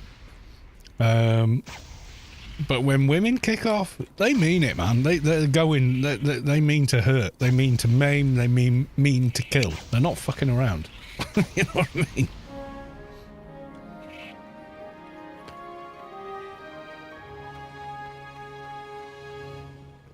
Yeah, when women go, they go.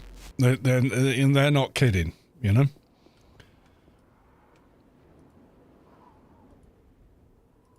You ask anyone that works the doors in any club, in any town, anywhere in the world, and they will all tell you exactly the same thing. Oh my God, no, Funcom, I don't want to delete a ring. I want to click the little stupid button on the thing. Right, okay. I have your leet tails. Oh, hopefully we get a big chunk of XP for this. Let's see.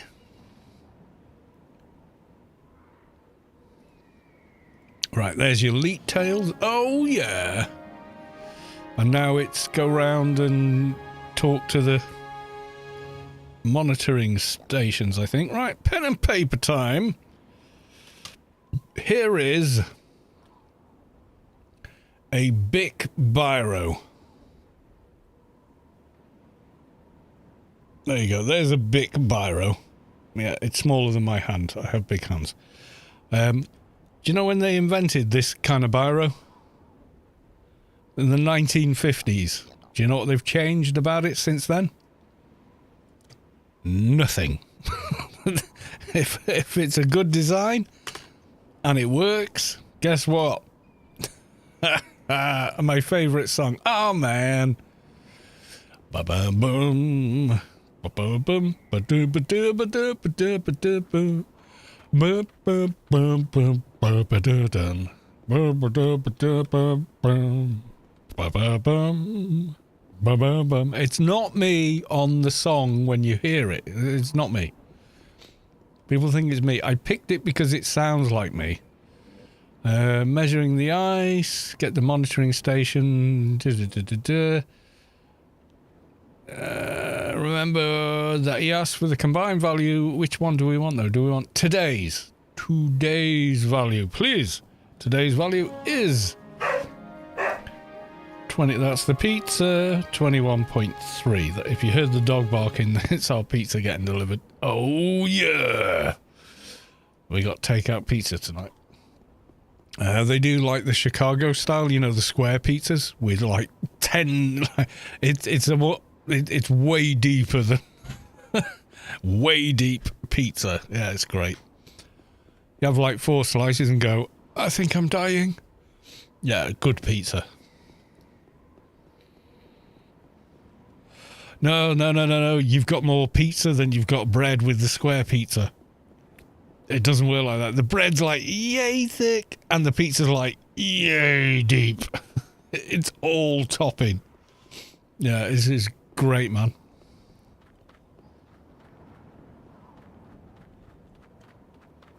Square pizzas, if in inches, you get more for your money. You don't have to consider pie and other things, you know?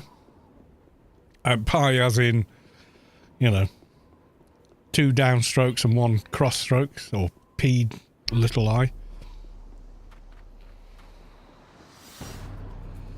New York style. Oh, yeah, maybe. Oh yeah, you might drop tomorrow's doja. Let's see.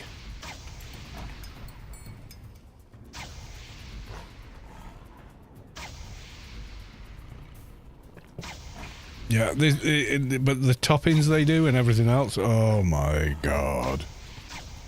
It is, like, I always get a 12-inch, but it's 12-inch by 12, it's a foot square of pizza.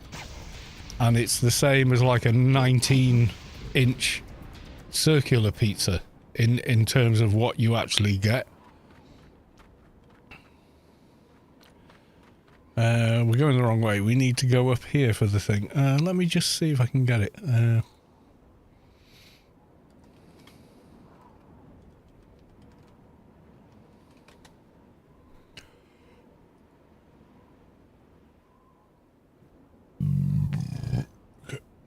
I pull up their website.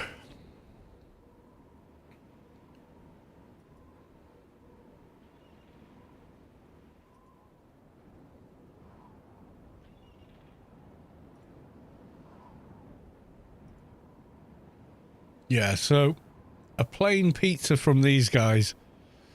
There you go. It looks like that. Man, that's a 10-inch. Look at that wall-to-wall topping.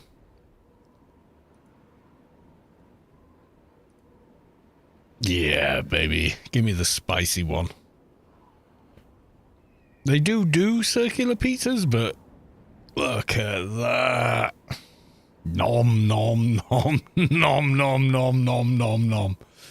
Yeah, that's the guys I get it from. The pizza's great, man. It probably doesn't conform to a US pizza place. It's going to be different because it's in Britain. I think they're Cypriot, Greek or something, but oh my god, the food's good. That's what I care about. Is the food good? Yes, the food is good. Right, okay. I don't give a shit beyond that, mate.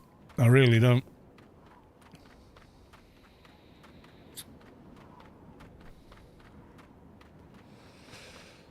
Is the next one really this far over? Where the hell is it? No, this can't be right. I've got a waypoint marker for measuring 2 of 6. Is it really this far? Okay. Oh, yeah, there it is. Okay, so we want numbers for today. Today's numbers are 23.5. There we go, we've written it down. Goodbye. Right, next one's way north, isn't it? Yeah. New York, New Jersey style. Yeah, I mean, the toppings are what you ask for. If you say triple cheese, you will get triple cheese. You know.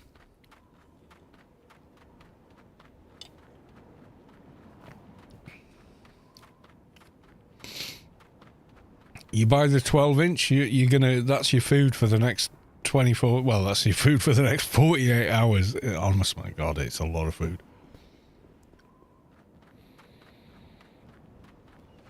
So it's like the bread component is like, nyeh, and then the topping is like, whoa. Yeah, big pizza. It's big food pizza.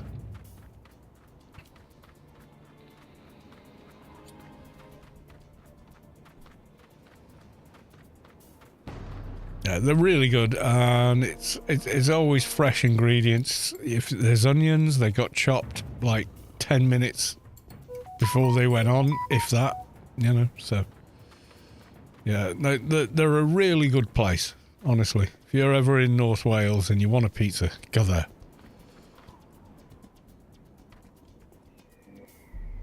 All right, I'm on environmental testing unit 3. Well, where the fluff is that? I thought I was there. Oh, is that the one on the island? It is, isn't it? Ah, okay.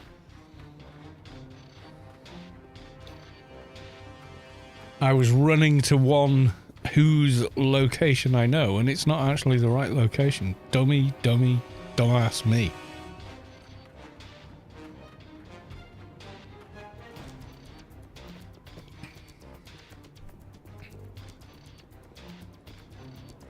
Yeah, the Bic Biro Defender Telecaster. they came up with the perfect design day one. Although, saying that, they've changed the bridge on the Telecaster a few times to get the intonation right. If I had one, I'd have a compensated brass bridge on a telly. Today, right, and the number is 22.6. There we go. Goodbye. Right, now we go back to the one we just went to. Peer Pressure Peter, welcome to the stream. Yes, indeed.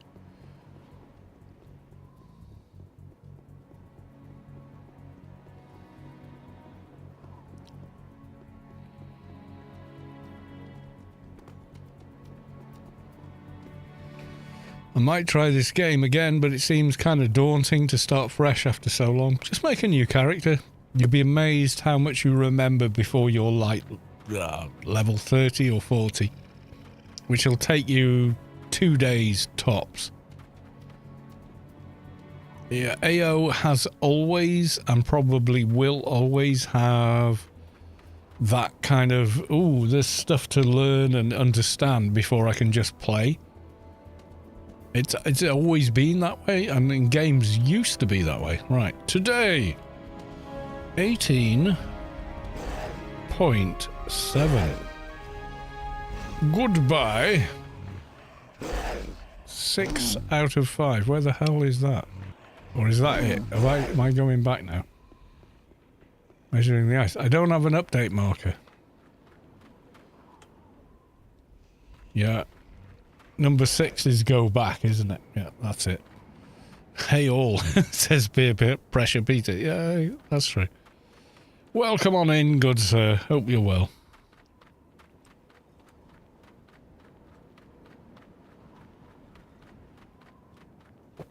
He didn't remember the numbers. Yeah, that's the thing.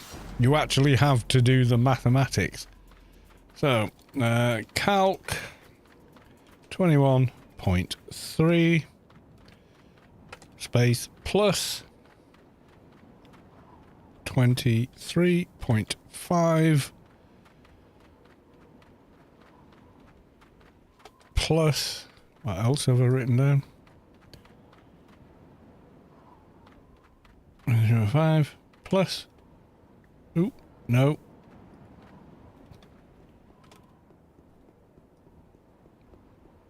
Actually, I'll do it when I get to the NPC. Actually, let's do it here.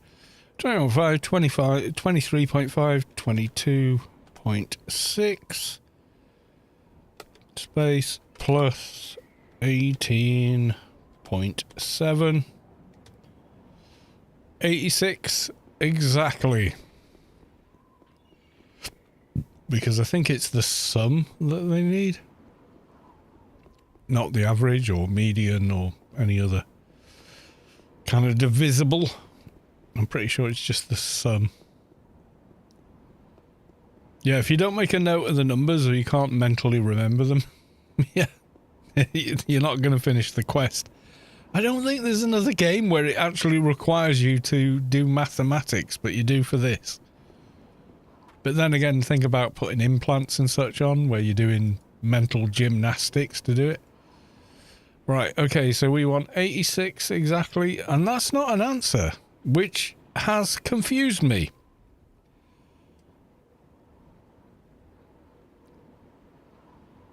The combined value of the stations. Okay, let's do it again. Right, 21.3 plus 23.5 plus 22.6 plus 18.7.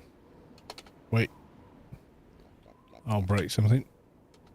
20.7. Oh, God. Dumbass. Calc.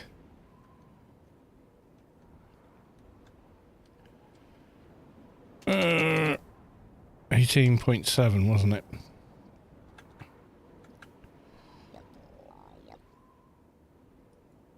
I'm sure that's right. Calc 85.9. It's what? Have I typed these in wrong? 21.3, 23.5, 20. I did 22.5 there, and it's not. It's 22.6 plus 18.7. So I did 23, 21.3, 23 point. That's wrong as well. Yeah. All right. Oh my God. Calc. Right. Let's try again. 21.3 plus 23.5. That's not 5. Plus, yeah, data entry error. 22.6 plus 18.7.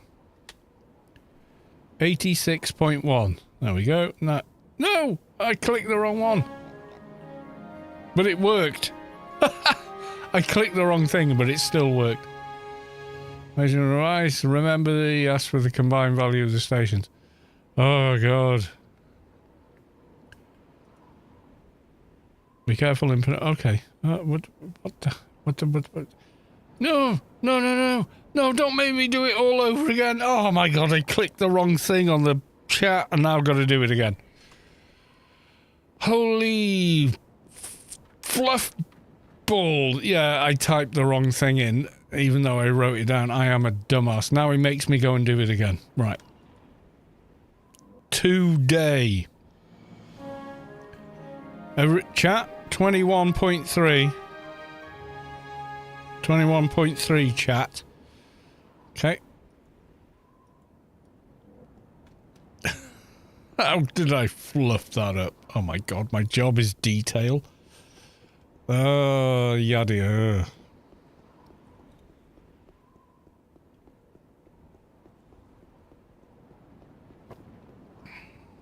Yeah, with all the buff bots and stuff, yeah, it's incredibly easy to level up, get gear on and stuff, even if you don't have a lot of friends when you start playing. But that doesn't mean you shouldn't make friends when you're playing. Peer pressure Peter, finding a good org would be helpful. Yes, always. The most overpowered thing in the game is definitely friends and or other players. Right. Today. 3.5. Right. Okay. Goodbye. I clicked on the wrong... I had the right answer in front of me and I still clicked on the wrong answer. I am a complete doofus.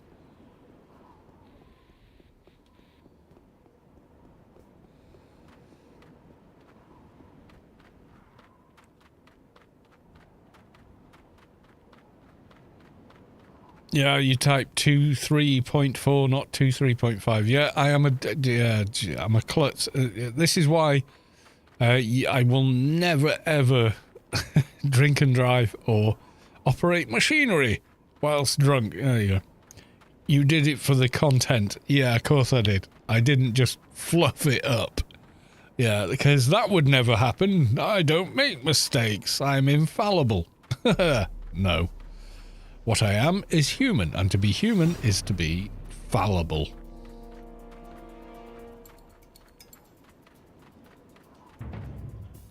Am I going the... No, I'm not going the right... We need to go up on the silly little island. Oh, God, I'm jumping the gun. This is what happens, right? If you do this quest 500 bloody times on various characters, you get blasé about it, you know? Poff, poff, paff. Welcome to the stream. Good to see you. Yeah, this is what happens when you're not minding your own business. You see, if I was on my own and undistracted by the chat, yeah, I'm blaming you guys now for my ineptitude. No, I made the mistake, not you. Clearly, it's on me. Right, 22.6. There we go. And then the last one, and he wants the sum. He did it for content. No, I mean, didn't. No, I just fluffed up royally. I had the correct answer in front of me and I clicked the wrong answer in the dialogue. Oh, God. You know. Guys, that's not content. That's me screwing up. That's what that is. You see, if it was a video, I'd edit that part out and go, oh, I got it right the first time, he said on his third attempt. No. Actually, you know what? If I was just editing a video, I'd probably leave it in and go, oh, I clicked the wrong thing. And then I would cut immediately to redoing the answer and going, well, I ran around all the locations again, and now I have got the correct answer. I wouldn't deny that I'd got it wrong, because to err is human.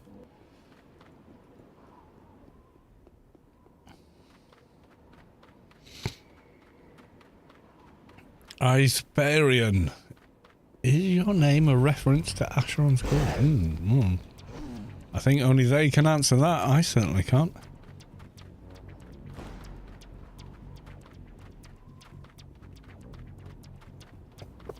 Because I am not them. You drive your character in circles many, many times, especially if I'm playing an NT and I'm kiting. Then the circles are never ending.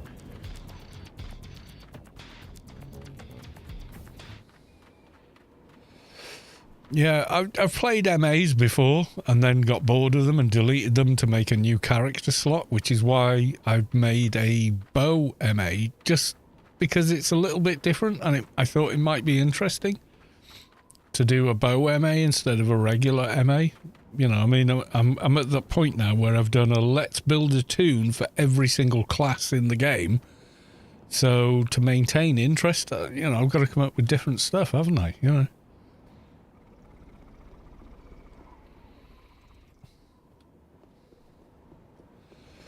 If nothing for myself, to keep myself interested, you know. Asheron's Call, I couldn't answer, never played it, never read about it, never got into it, so... Me's Huggadelver, if, that sounds like a Jar Jar Binks thing, I don't know. Me's doing this. You know, have you found you hate Jar Jar less now than you used to? I kind of have. I've got no hate for the actor. I never did. I mean, they turned up and did the job they were asked to do. I can't fault the actor for what they did, because they did what they did under the direction of George Lucas. But, you know. Oh, they actually got kind of a reprieve in the Obi-Wan series as well. They turn up as themselves, and we got 86.1 again. I got your ice data, 86.1. There we go. Well, that wasn't a lot of XP, was it? So what else can I do here?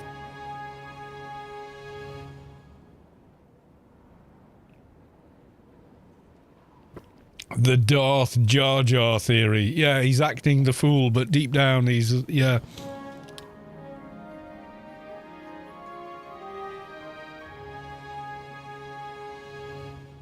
Yeah, the actor who originally had to wear this, you know, the latex costume and sweat his pants off in Tunisia or wherever the hell they filmed it. And I've got the box set which shows him doing it. You know, and he's got like a visor across his eyes so that when actors are interacting with him, they're looking at the eyes of the costume, not his. I mean, that guy went through hell for that role. And then people went, I fucking hate that fucking Jar Jar Binks. And I ended up actually feeling quite bad for the guy. He was like, oh my God, I got a job on a George Lucas movie, but everyone hates me. It's like, guys, that's so unfair. are you not? You know, I mean, he's an actor and he's turned up for the role of a lifetime with George Lucas, and all we're going to do is hate on him. I felt so bad for the guy in the end, and now I watch it back and I go, well, you know what? He did what he was asked to do, and he did a good job of it, you know? I just don't feel any hate towards him anymore. And I don't think I ever really did. The Darth Jar Jar theory is pretty cool, yeah.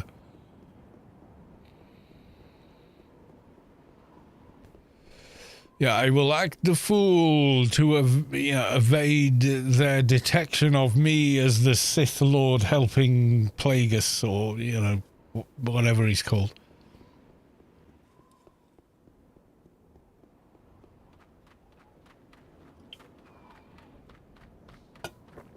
Right, we got to go fix some glasses. We might get 199. I'm getting tired. Whenever I watch the prequels, I always remember Red Letter Midas Plinkett. What? Who the hell was that?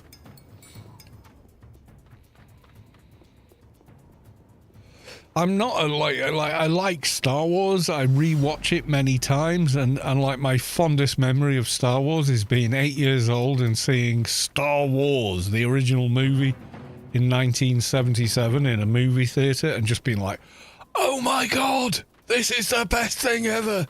You know, that was genuinely me. That film came out for my generation and my age group at the time it came out, and I absolutely loved it. You know, and nothing will ever change that. I will never not love that, you know, that movie. It's pointless going, oh, well, now as an adult, and blah, blah. Yeah, so the kids' movie you watched as a kid, you now have different viewpoints on as an adult. Well, okay, that's interesting, but also, what? Okay, we got to give him the goggles. Where's the fluff of... Oh, crap, I've got that. Where's the other thing? I should have goggles and that. Oh, no. What's... Oh, have I broke the quest? I had 2 slots available. I've got this.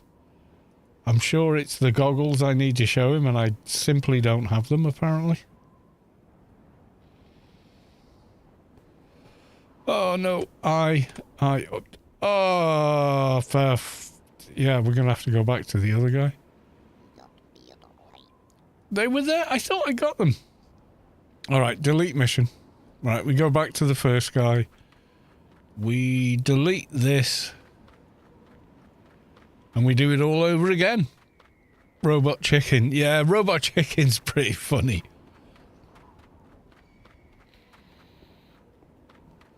When Darth Vader phones Palpatine to tell him the Death Star's blown up, he's like, oh, no, he's crying now. And all this stuff. It's so funny. In the way, well, Family Guy did a really good skit on Star Wars, and even George Lucas said he actually liked their kind of skit on Star Wars. It was called Blue Harvest, something Dark Side, and another title they came up with. And you know what? It's really funny, and it's done with love and good humour, but it does take the mick out of Star Wars. It really does. But it does it in the nicest possible way. Yeah, I rewatched those. I've got to be honest. I rewatched the Family Guy Star Wars parodies over and over. But I just find them hilarious.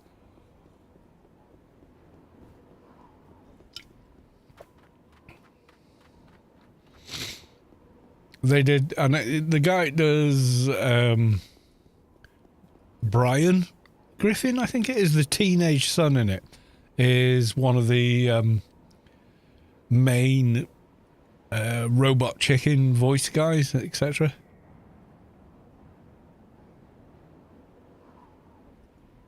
Okay, why am I not getting them? You already have. I have? Where the fluff are they then?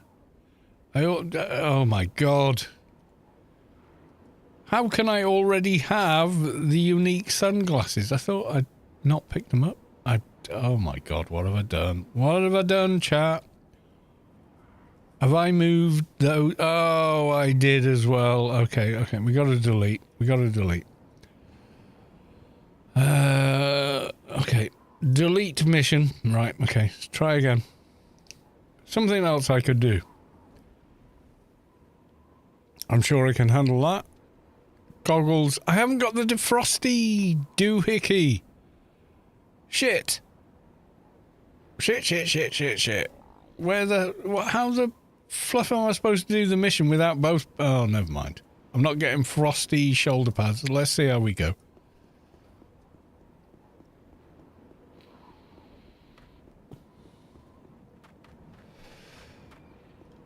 During the red light environment, it has a subtext story. The character Pinkett is killing hookers and his wife is acting really unhinged. Oh my god. Well, I don't know if I've seen that one.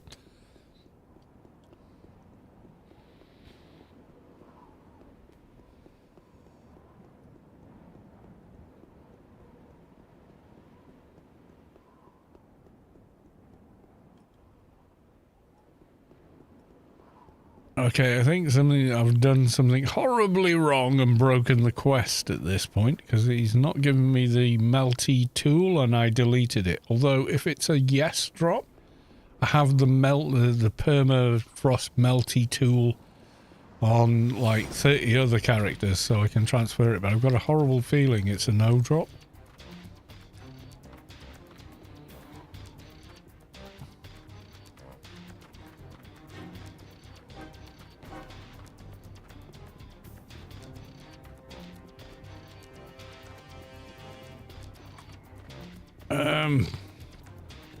Run speed. Because we're trying to run away. Can't do anything there. Okay.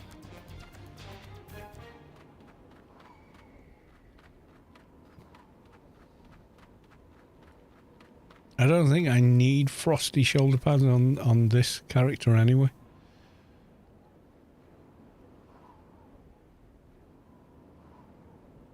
What did I do? Daily missions, etc. Sheol quest. Stuff like that. That's what I did. It's all recorded. Every minute I've played this character is on a live stream VOD over on YouTube. So most of them are on Twitch, but obviously Twitch doesn't retain videos for that long. Goggles part 2. Right, okay.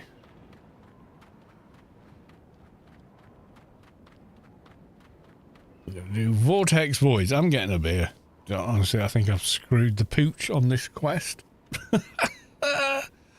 Oh dear, but we'll see. Yeah, I just did dailies and stuff, and Sheol quest and things like that, and that got me through. It's all there in the game. I mean, you can literally hit 220 just doing daily missions. You know, it's possible.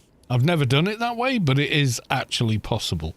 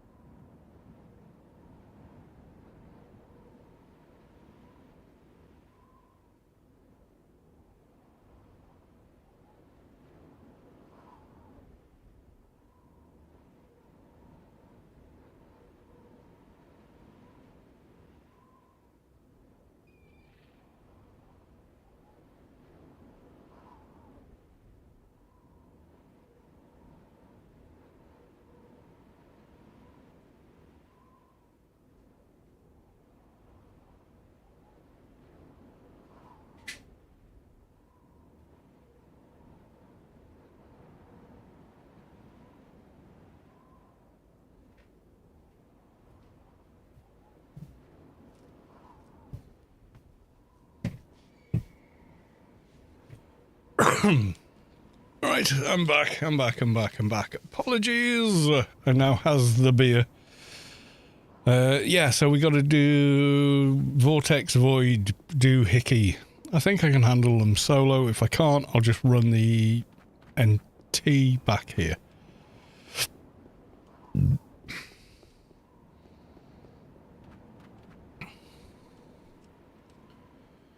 Twitch is capping content at 100 hours. Yeah, it's all still on YouTube because I stream to YouTube as well.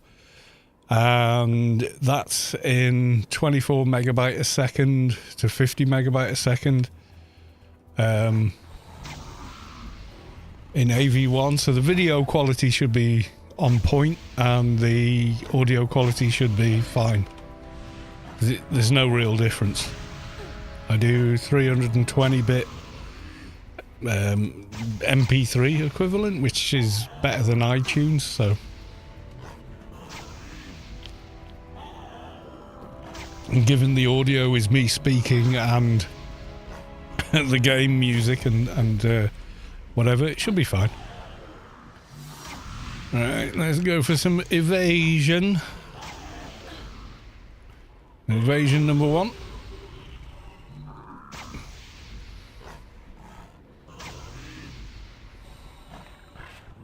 Okay, we got one filter. Heals. Okay, let's go for evasive stance. There we go.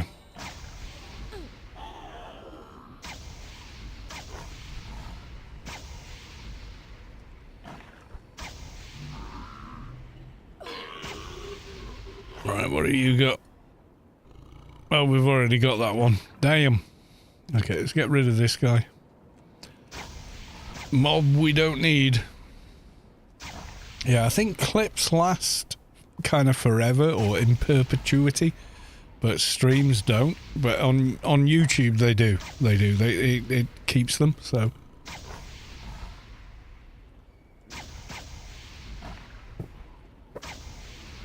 And the video quality on the streams is such that if you run it in full screen, you probably feel like you're playing the game.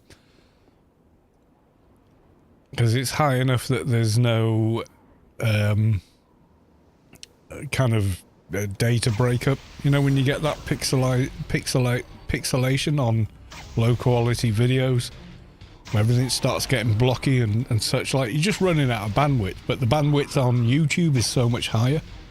And the AV1 codec is so much more efficient at dealing with lots of data information and compression that, yeah, it does look pretty good. I've got to be honest.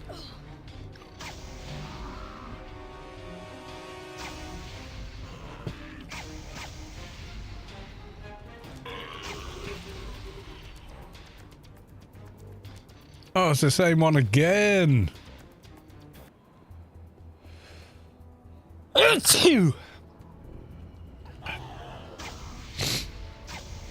I think we need a red one and a purple one, don't we?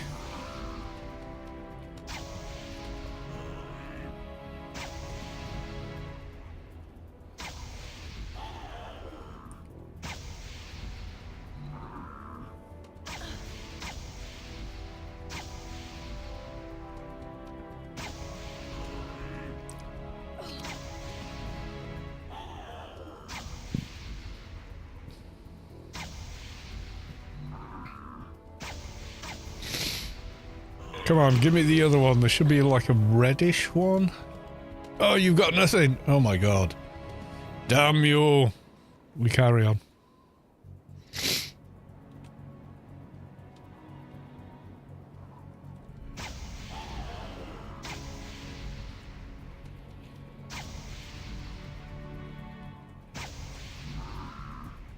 Yeah, range weapons, except that bit. And melee, we're going to do MA skilling so we can always fall back on it.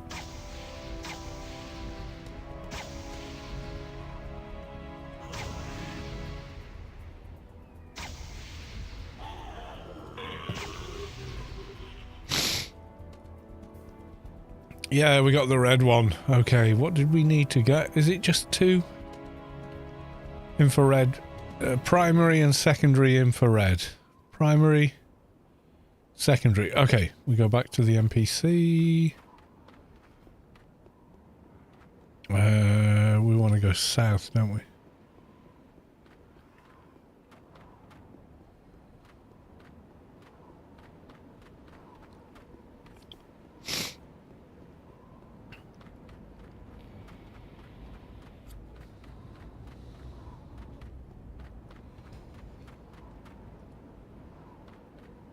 I have them right here. Right, 2 item trade in. Hopefully this keeps the quest running. Bing! Use some... Alright, we got to do the dialogue. Can we get on with this? I'm going to be rude to him.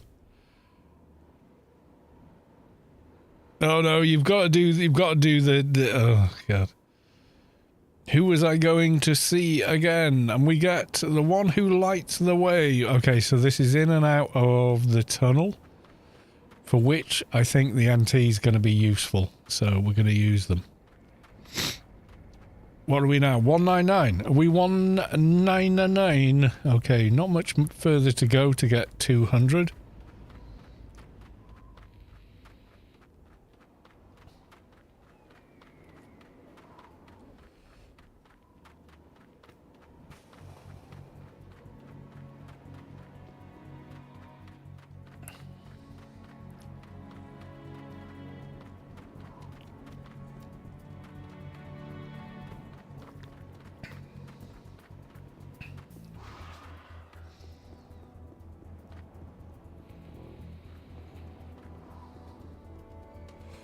I think it's running and tag, running and kill, I think, is the way the progression goes for the quest. So we're going to do, hopefully going to do both.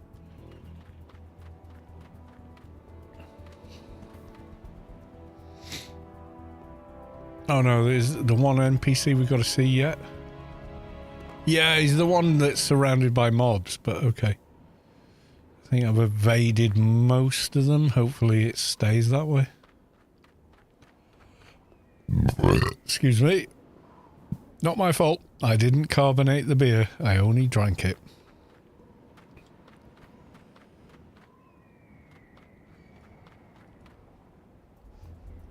I have the field glasses. Hopefully we can continue with just those.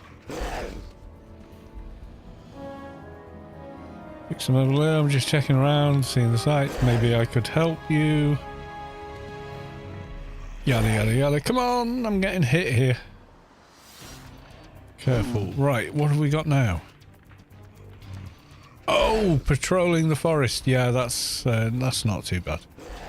Just got to run. Yeah, I was getting ahead of myself, forgetting various stages of the quest.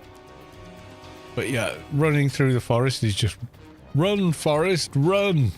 Don't stop for nothing. I was thinking of the guy who's over there by the incarnator, but yeah, it's not him yet. It comes to him, but it's not him yet. Right, checkpoint 1. And just follow the path and you will do all the checkpoints, but you need to evade all the mobs that are now following you from the checkpoints.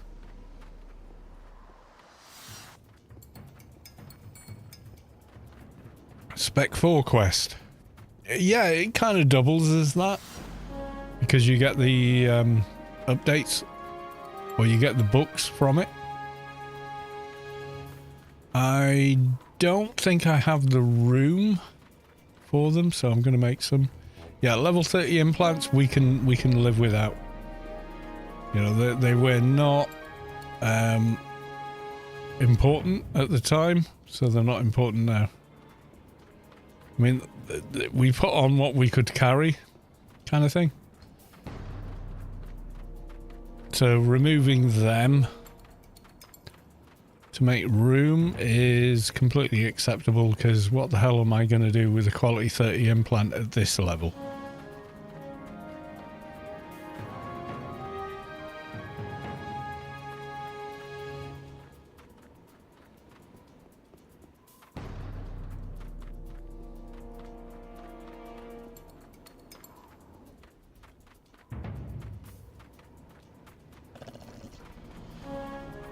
It is, like, to complete it, all you need to do is run through it, so...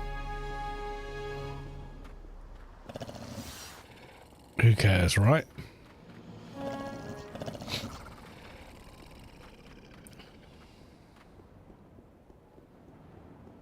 That was checkpoint 6, and now we have an NPC to talk to, but if we just stop where he is, we'll have a dozen or so mobs following us. So we need to lose the mobs. Where's a good point to get away? Here we go. Here we go. Here we go. Right. Okay.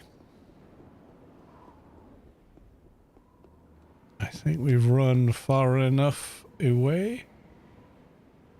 Let's see if we're still in aggro. Nope. We're good. We're good. Okay.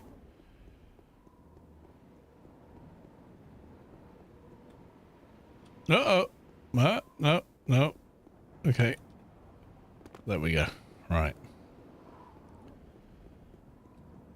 The Darth Jar Jar theory.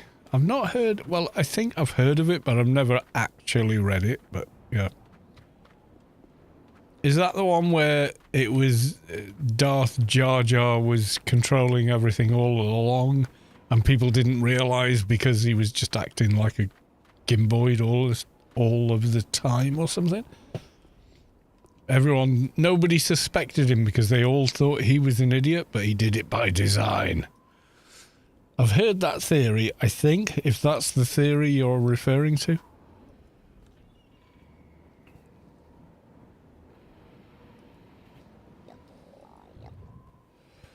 Listening to story, talk to ruminating strife. Okay, we should hit 200 just on doing the first stage of ruminating strife, but I'm not entirely sure. We'll have to see.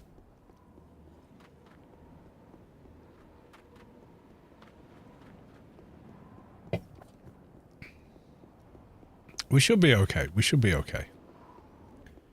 And I've got 220 backup either way. So if I need to go in, tag, need to go back in and kill, I have the characters available to actually do that, so...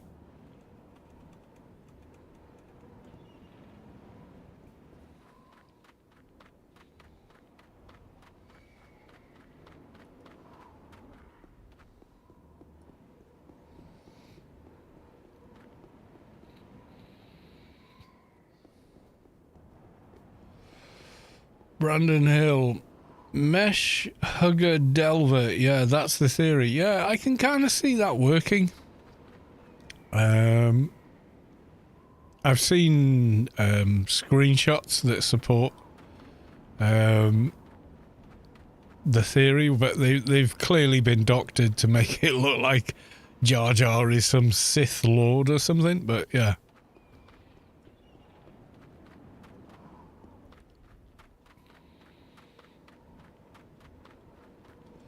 But I genuinely do feel the actor that played Jar Jar was just so wrongly ostracized and persecuted, and all they did was go, "Oh my God, I've got a big role in a George Lucas movie, and George is saying he wants me to do this." That's what an actor does. What do you want me to do, boss? And he did it, and he got shit tons of hate for it, but he's an actor. He's doing what he's asked to do. You know, I mean, you know, if you don't like Jar Jar, talk to George, not bloody the poor actor that played him.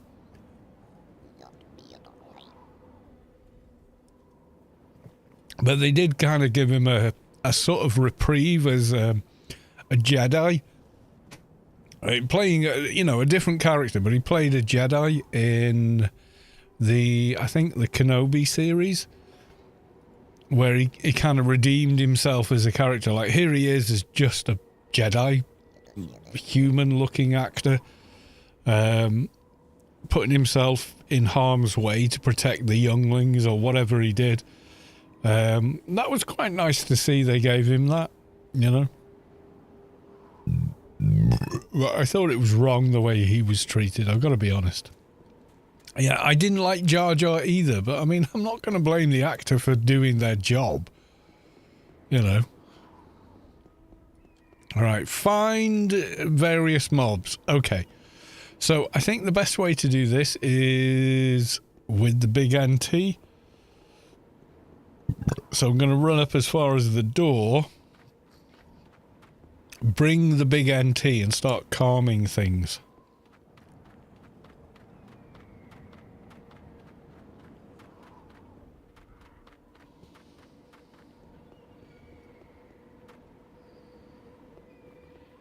I think that's the way to go. Yes, I do. Yeah, it was him. Yeah.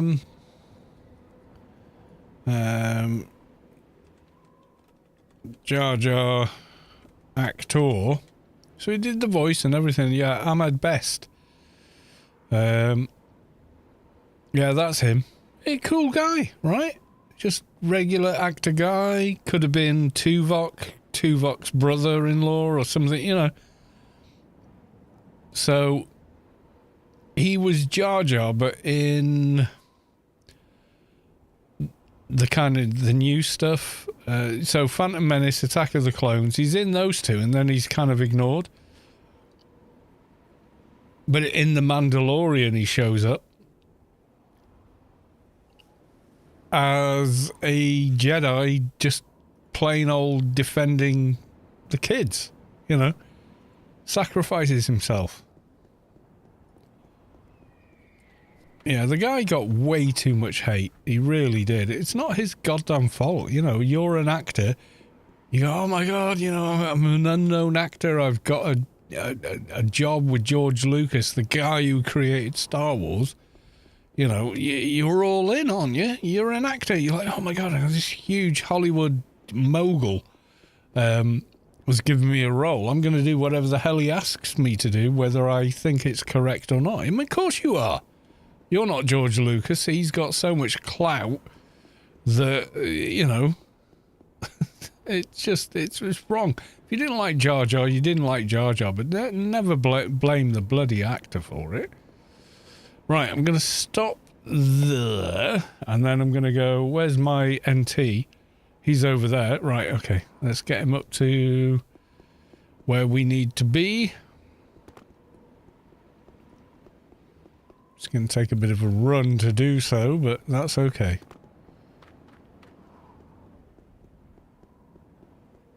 Getting there is half the fun, as they say. See, this guy can calm anything that's in there, you know, bar bosses and stuff that don't calm conventionally, and for which you need a crap and that sort of thing.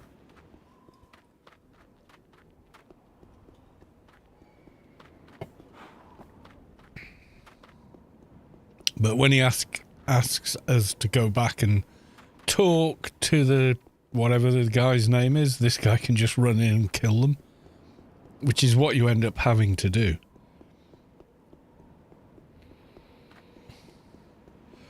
Yeah, he had the like virtually full prosthetic gear on, and they were going to kind of like supplement it, and then in the end George made the decision, oh actually let's just make him a CGI character, but we'll take all the pointers from his kind of movement and behavior from the actor that played him. And then the character wasn't popular, and the guy, he got so much hate, and it's like, really, guys? I mean, you know, you want to blame anyone, blame George. It was his decision, not the actors. The actor made, you know, he did the best job he could do, given the circumstances. And you know, if you're an actor just starting out, and someone like George Lucas gives you a huge role, you're just going to go along with whatever they say, aren't you? How rude. Yeah, but George, that's what George wanted. So the actor's going, okay, George, I'll do it. You know, you've got C-3PO, who is like this camp android, and Anthony Daniels didn't get any hate for being like that. You know, he was performing the role he was asked to perform, and that's all the actor did. You know, love for Jar Jar. The guy did what he was asked to do. I mean, goddamn.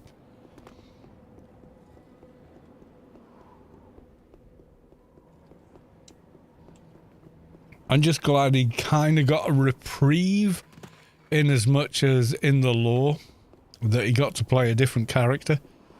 And that character's heroic and brave and, you know, selfless, as Jedi are. So it was quite cool that he got to play that role.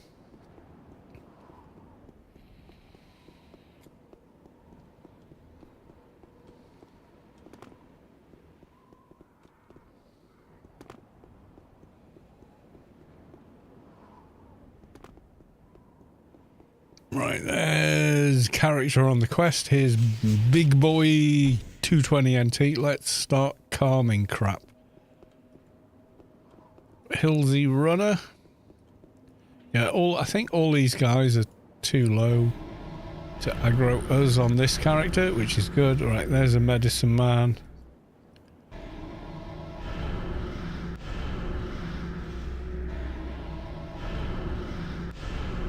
Charmer, let's calm you. Runner, if you could stop being an arse, I'll calm you.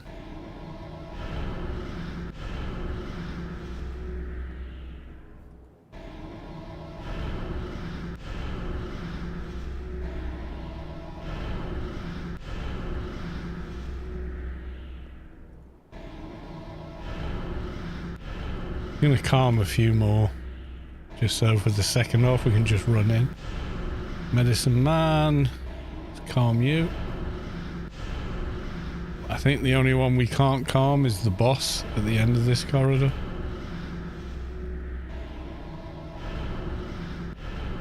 But what I can do is snare you.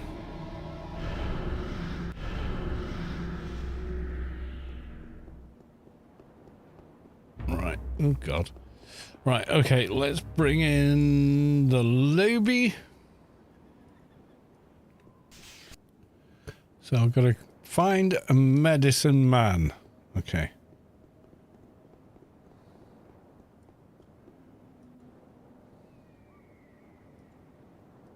Click you. Medicine man. Charmer.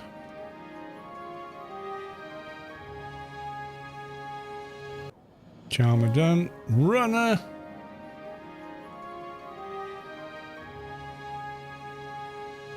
So pick up and click. Return to ruminating strife. Okay.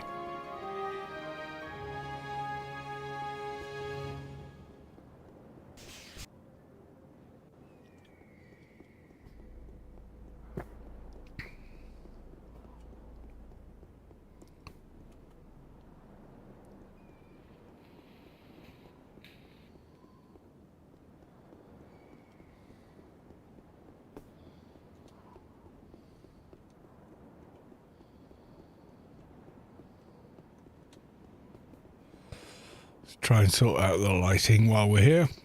Oh, that's better.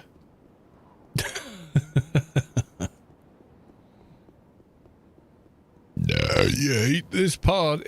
Well, it's not so bad if you have a supporting 220 to come and help you. Which I do. So, but yeah. Excuse me. It's kind of a bummer otherwise.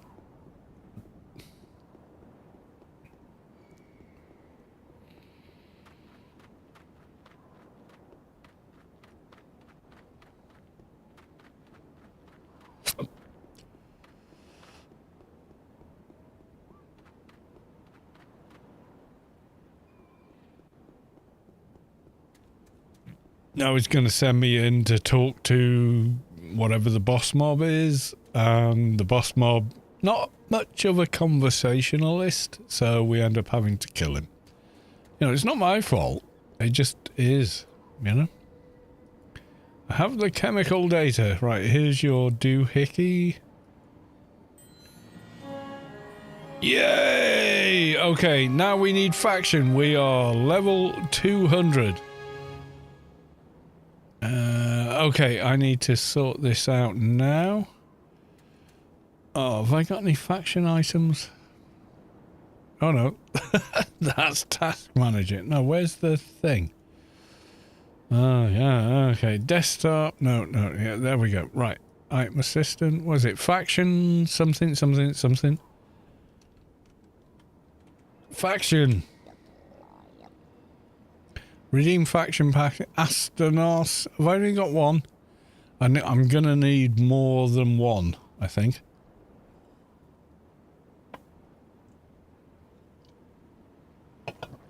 Right, okay. We can sort this out. I want maxed faction going forward, so meep.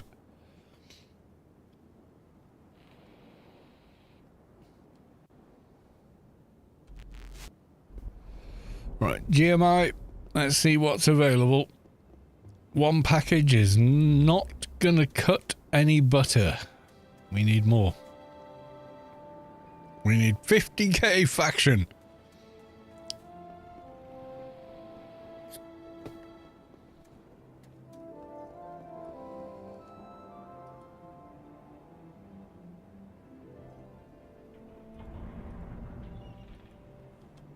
Red faction and general number 50. You've only got one? Okay. Buy, if that's all you got. And then I want buy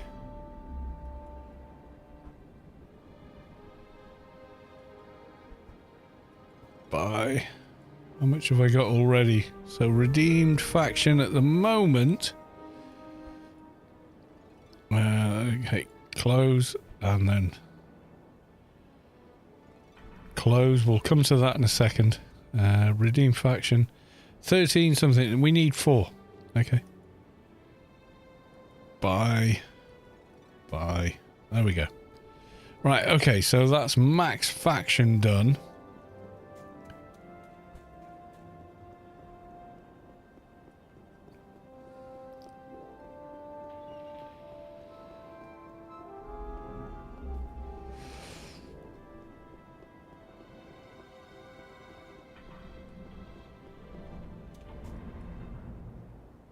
Right, before we go any further, can we... No, 201 before you can improve body abilities, but we will do the others. There we go. MA physical, but we'll also do ranged and bow. There we go. Exploring. DAR, let's run faster. We'll save that. Combat and healing. Yeah. Get those two. Concealment also, because we're going to start using the aim shot more. Right, okay, so market. Number 1. Take all. Redeem faction.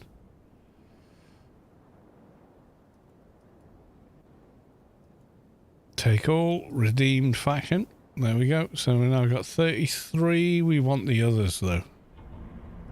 I did buy 4, didn't I? I think that's an old one. Yeah, it is. Did I get 4 or did I not get 4? I need at least 4 of them. That was 2. I think I got 4.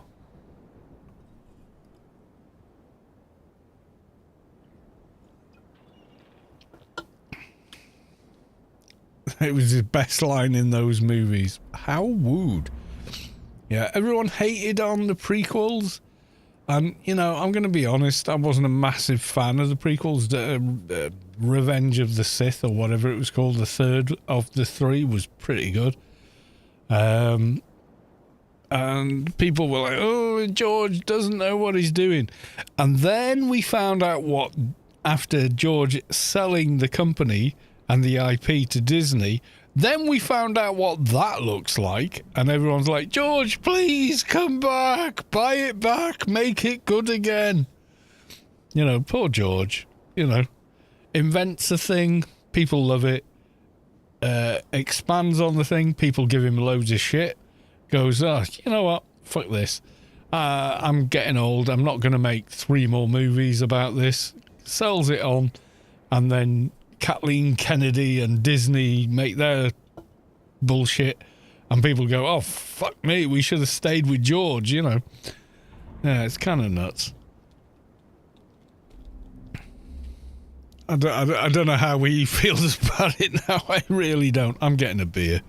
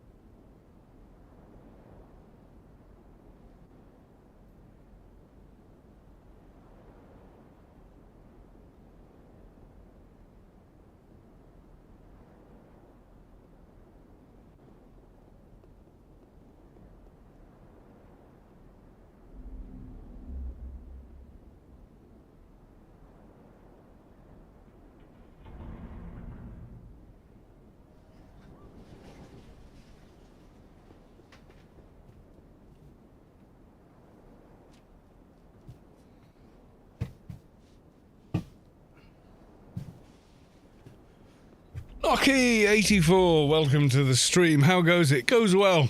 Probably had too much beer than is good for me, but there you are. Right, okay, let's take that one.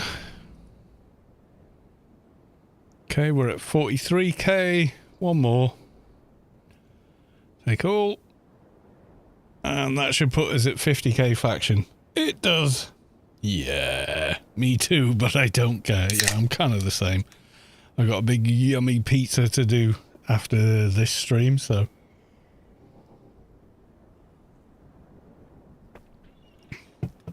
And that's the weird thing. We all went, oh, the prequels are terrible. We hate them. They're not the original movies. And then thought Kathleen Kennedy and Disney were going to do a better job. What did they do? Holy shit, did they fluff that up? You know. Oh, suddenly the main characters you all knew and loved from the original movies, yeah, we're fucking all them off. We're going to kill them off, make them into arseholes, and or other. And then we're going to give you some new character that you don't give a shit about.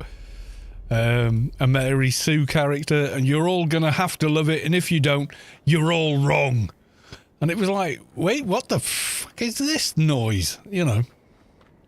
Yeah, so I watched the first one, The Force Awakens, and then I got about 45 minutes into going to the theatre and watching whatever the second one was called. I don't care. And just went, this is dog shit. And just walked out, and I haven't seen anything since. That said, I did watch The Mandalorian, and actually that's the best piece of Star Wars they've made since the originals. That and, well, Mandalorian Season 1 and 2 are good. Season 3 is just shit. don't bother. Just watch season 1 and 2 of Mandalorian. That's the complete story. It doesn't need to be continued beyond that point, and when it does, it's shit. And then you get Andor. Andor is a real slow burn. It's like Breaking Bad. It's slow burn, but is really, really good. But you know, it kind of feeds into Rogue One. You know, so whatever.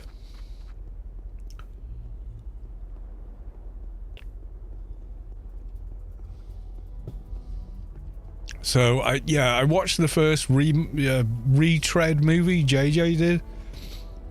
Then they did the subverting expectations. Yeah, here's how that works. We thought it was going to be a good movie. You produced a piece of shit. Therefore, you did subvert our expectations. We were expecting a cool Star Wars movie. We didn't get one. You know.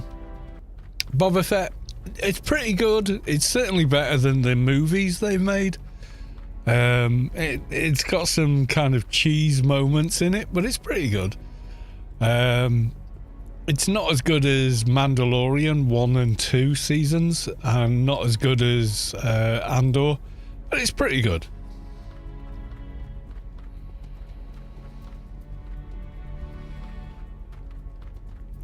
Mandalorian season 3 doesn't make sense. It doesn't make sense. Do you know why? Why does the Mandalorian suddenly decide he needs to rejoin the Mandalorians? There's no exposition. There's no storytelling that they just suddenly decide that's what they're going to do. The first 2 seasons, they did subtle storytelling with the camera and the framing. So the Mandalorian gives up, you know, Baby Yoda, and then he's on his ship and he goes for whatever the fluff that gear stick does. Because the little Yoda kept taking the silver ball off it. And he looks at it and you can see, even though you can't see the actor's face, that he's troubled by the fact of what he's done. So he changes his mind and goes back to go and rescue Baby Yoda. All of it is done in seconds of screenplay rather than hours of exposition and bullshit, you know?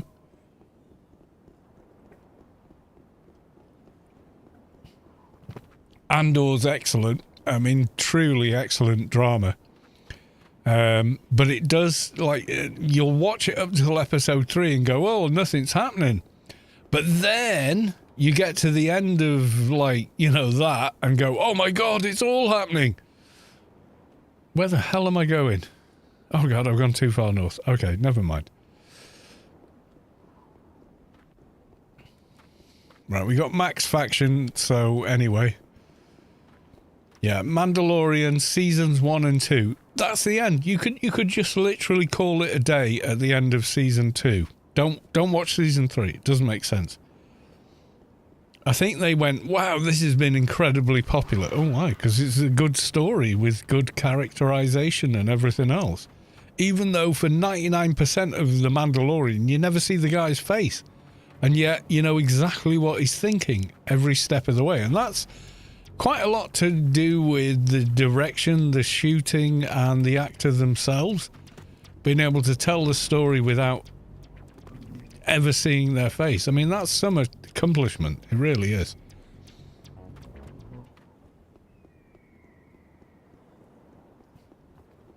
Season 3 is like, oh, I've suddenly decided to go back to join the Mandalorians, but the entirety of it, we never know why. Whereas in the first 2 seasons, you get why the Mandalorian has become attached to Baby Yoda, because you're like, yeah, Baby Yoda, he's a Baby Yoda, we have to protect the Baby Yoda. You know, we're with him on that, you know? It's kind of nuts. Yeah, Rogue One was a truly good Star Wars movie. The whole crap with Force Awakens, well, that's just a retread of the original movie. Farm girl from nowhere suddenly discovers she's part of a bigger universe, but then like miraculously can do what Luke can do by the end of the third movie, but they can do that in the first 45 minutes of the first movie, and it's just too much of a fucking Mary Sue that you just can't dispel disbelief any longer. Observe the Arbiter. So this one, is this a run in and tag, or is this run in and kill? Let's go find out. I think this is run in and tag, then we run out, then we run back, then we run in and kill.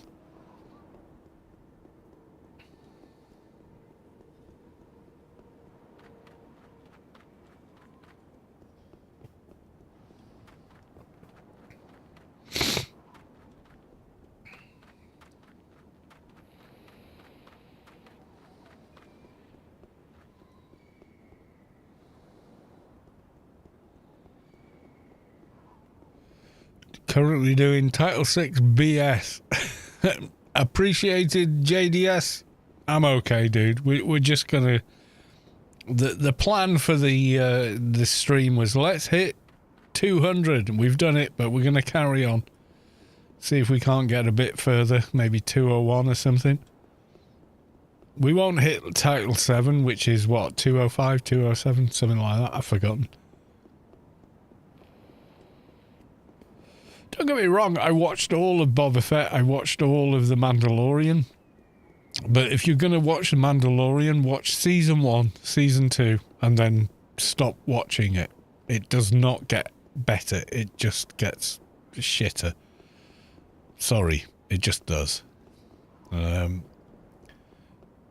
first two are great. I don't know what changed, I don't know why it may have changed, or whatever. But it just does.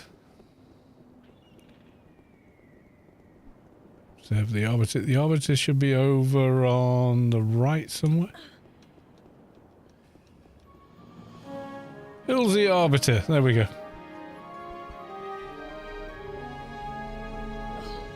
Ow, ow, ow, ow. These are not friendly people.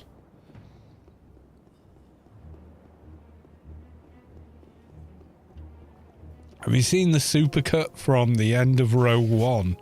Someone edited the end of Rogue One and phased it into the beginning of the first Star Wars movie. Oh, it's so good. Have you seen it? Like, you have the whole, Darth, the first, the Leia's ship flying overhead, and then the whole here's the destroyer following them, and then it cuts to Darth Vader inside the ship at the end of Rogue One, just being an utter barbaric badass, and then cuts back to where the first Star Wars movie picks up, and they're waiting for him to come through the door. Oh, so good. Because it ties the two stories together. Is my NT getting grief? Oh, Hizzy up. Calm down, sir. I don't remember them being this far up, but okay. I'm going to just nuke the arse out of all of them.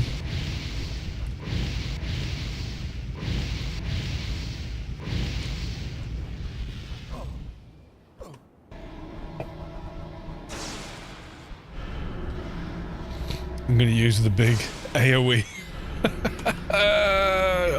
You can all die.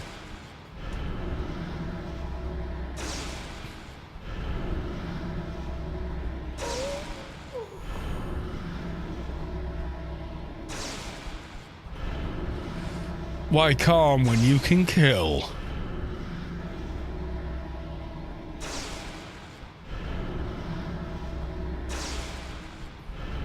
Was that the one I want even? I think it's this one. Where's Master Blaster's doohickey? Yeah, there we go.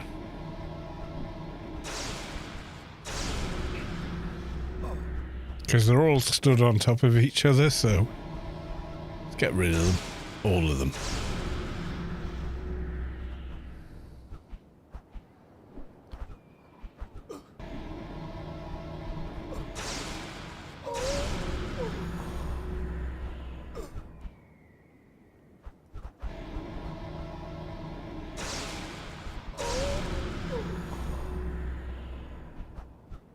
Yeah, Mando season 1 and 2.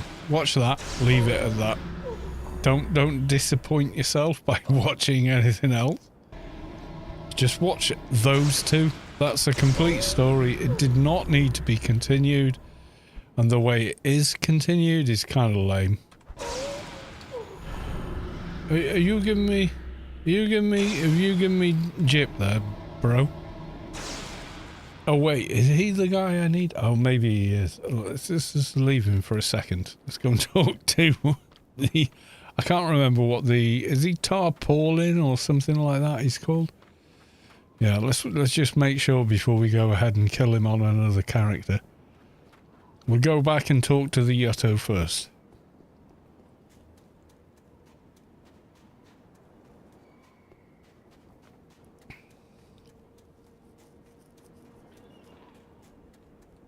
Yeah, I walked out of the second movie halfway through. I just thought it was dog shit. I was like, yeah, I've got, you know, I'm just, I can't be arsed watching any more of this. It's terrible. And I've not seen the third movie they made.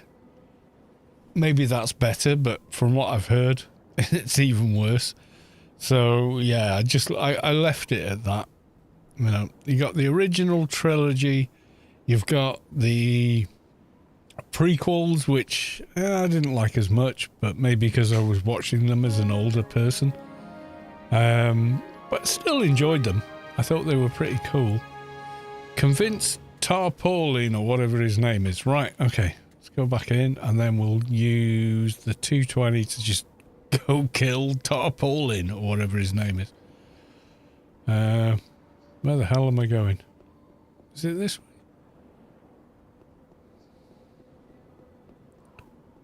Yeah, it is. Okay. Just so stupidly bright. Light off. Global light. You are too much on new engine. Wait, no, that's not the right way. That's off in some random direction.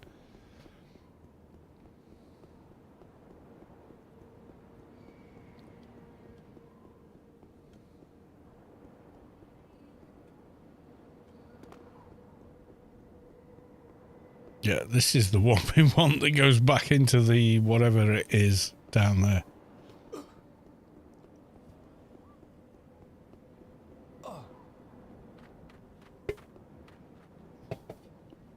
Hang on, my other character's getting hit by something. Yeah, I don't need you. Okay, you're not going to calm. Okay, I'm going to kill you instead.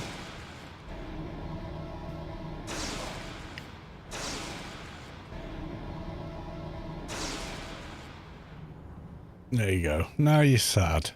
You're sad because you died, but you died because you couldn't leave well alone. Gave you a chance. Yes, we did.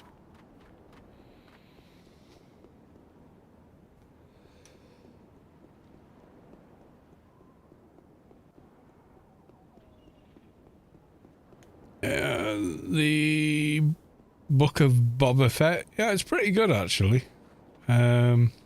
It's certainly better than any of the movies they made, but it's still a bit, I don't know. Not what I'd hoped for, but maybe my expectations are too high. I don't know.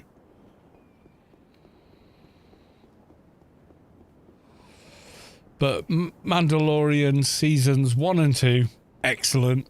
Andor, the whole thing's good. It's a slow burn. Stay with it.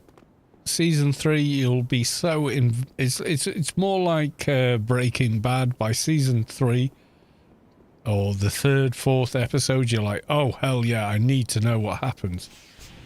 And then yeah, that's pretty much it, really. Hillsy, run it. Oh, you're gonna aggro my toon? I think not. Right, we're gonna go kill the guy in the middle. Calm everybody between him and me.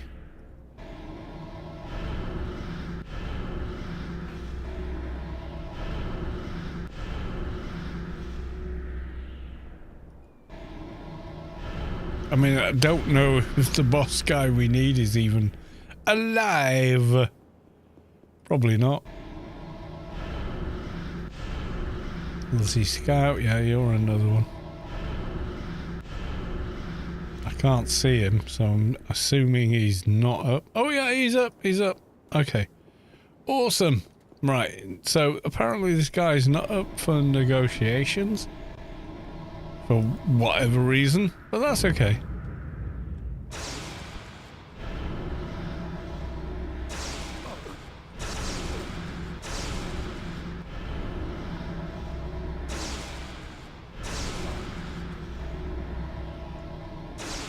Yeah, Andor is the prequel to Rogue One. And Rogue One was really good, I thought. You know what? I even thought the Han Solo prequel movie was pretty good. But the problem was that it was released after the second Star Wars movie that Disney made, which was dog shit. So it kind of suffered at the box office because people were like, I ain't watching any more of this crap. You know, which was unfortunate because as it stands on its own, it was much better than the second movie they made on the main story. So unfortunately, Solo suffered for the shit movie they... what was it called? The Force Awakens. What was the second one called? I don't know. I don't care. I walked out of the movie theatre after 45 minutes-ish and was like, what is this dog shit? We're going to KFC is open. We're going to go get a bucket and some fries and shit. And yeah, I just couldn't carry on watching it. It was terrible.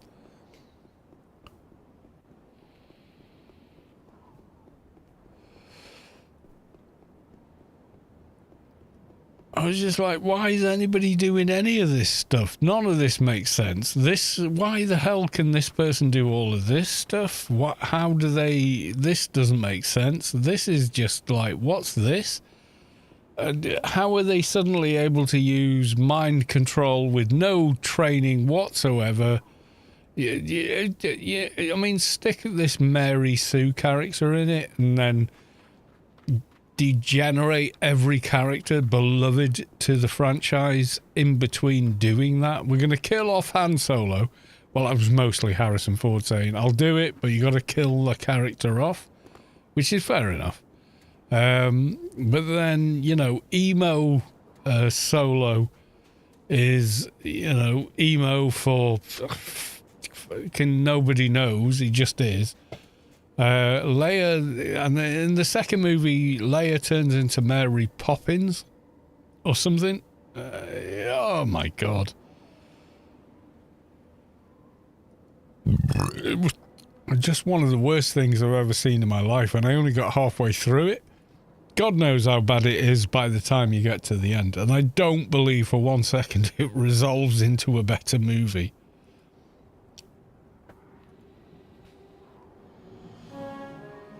There we go. Goodbye. We're not far off. What are we going to do now? Talk to the one who's mine. Oh, that's running round all the garden doohickeys. Oh, thank you. Which I don't have time to do this evening. So, let's see.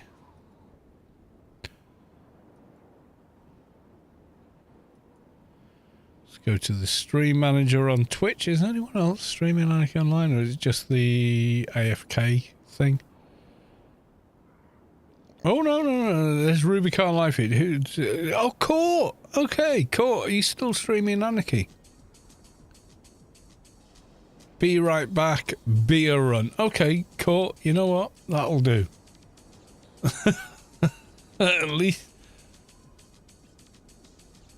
2 cats yelling. Your stream is done. I'm always late. I'm sorry, dude.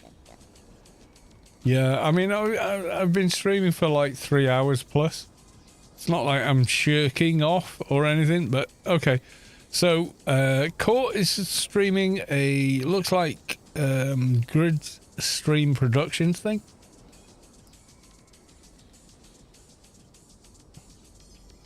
It's my fault, not yours. I can't help the hours I work and live in or whatever, but yeah, anyway, Court's doing something. He's doing us something, so we'll go raid Court. Love you all, guys. Thank you for dropping by. Thank you for the resubs. Thank you for the follows. Thank you for being here. We've had an interesting discussion this evening.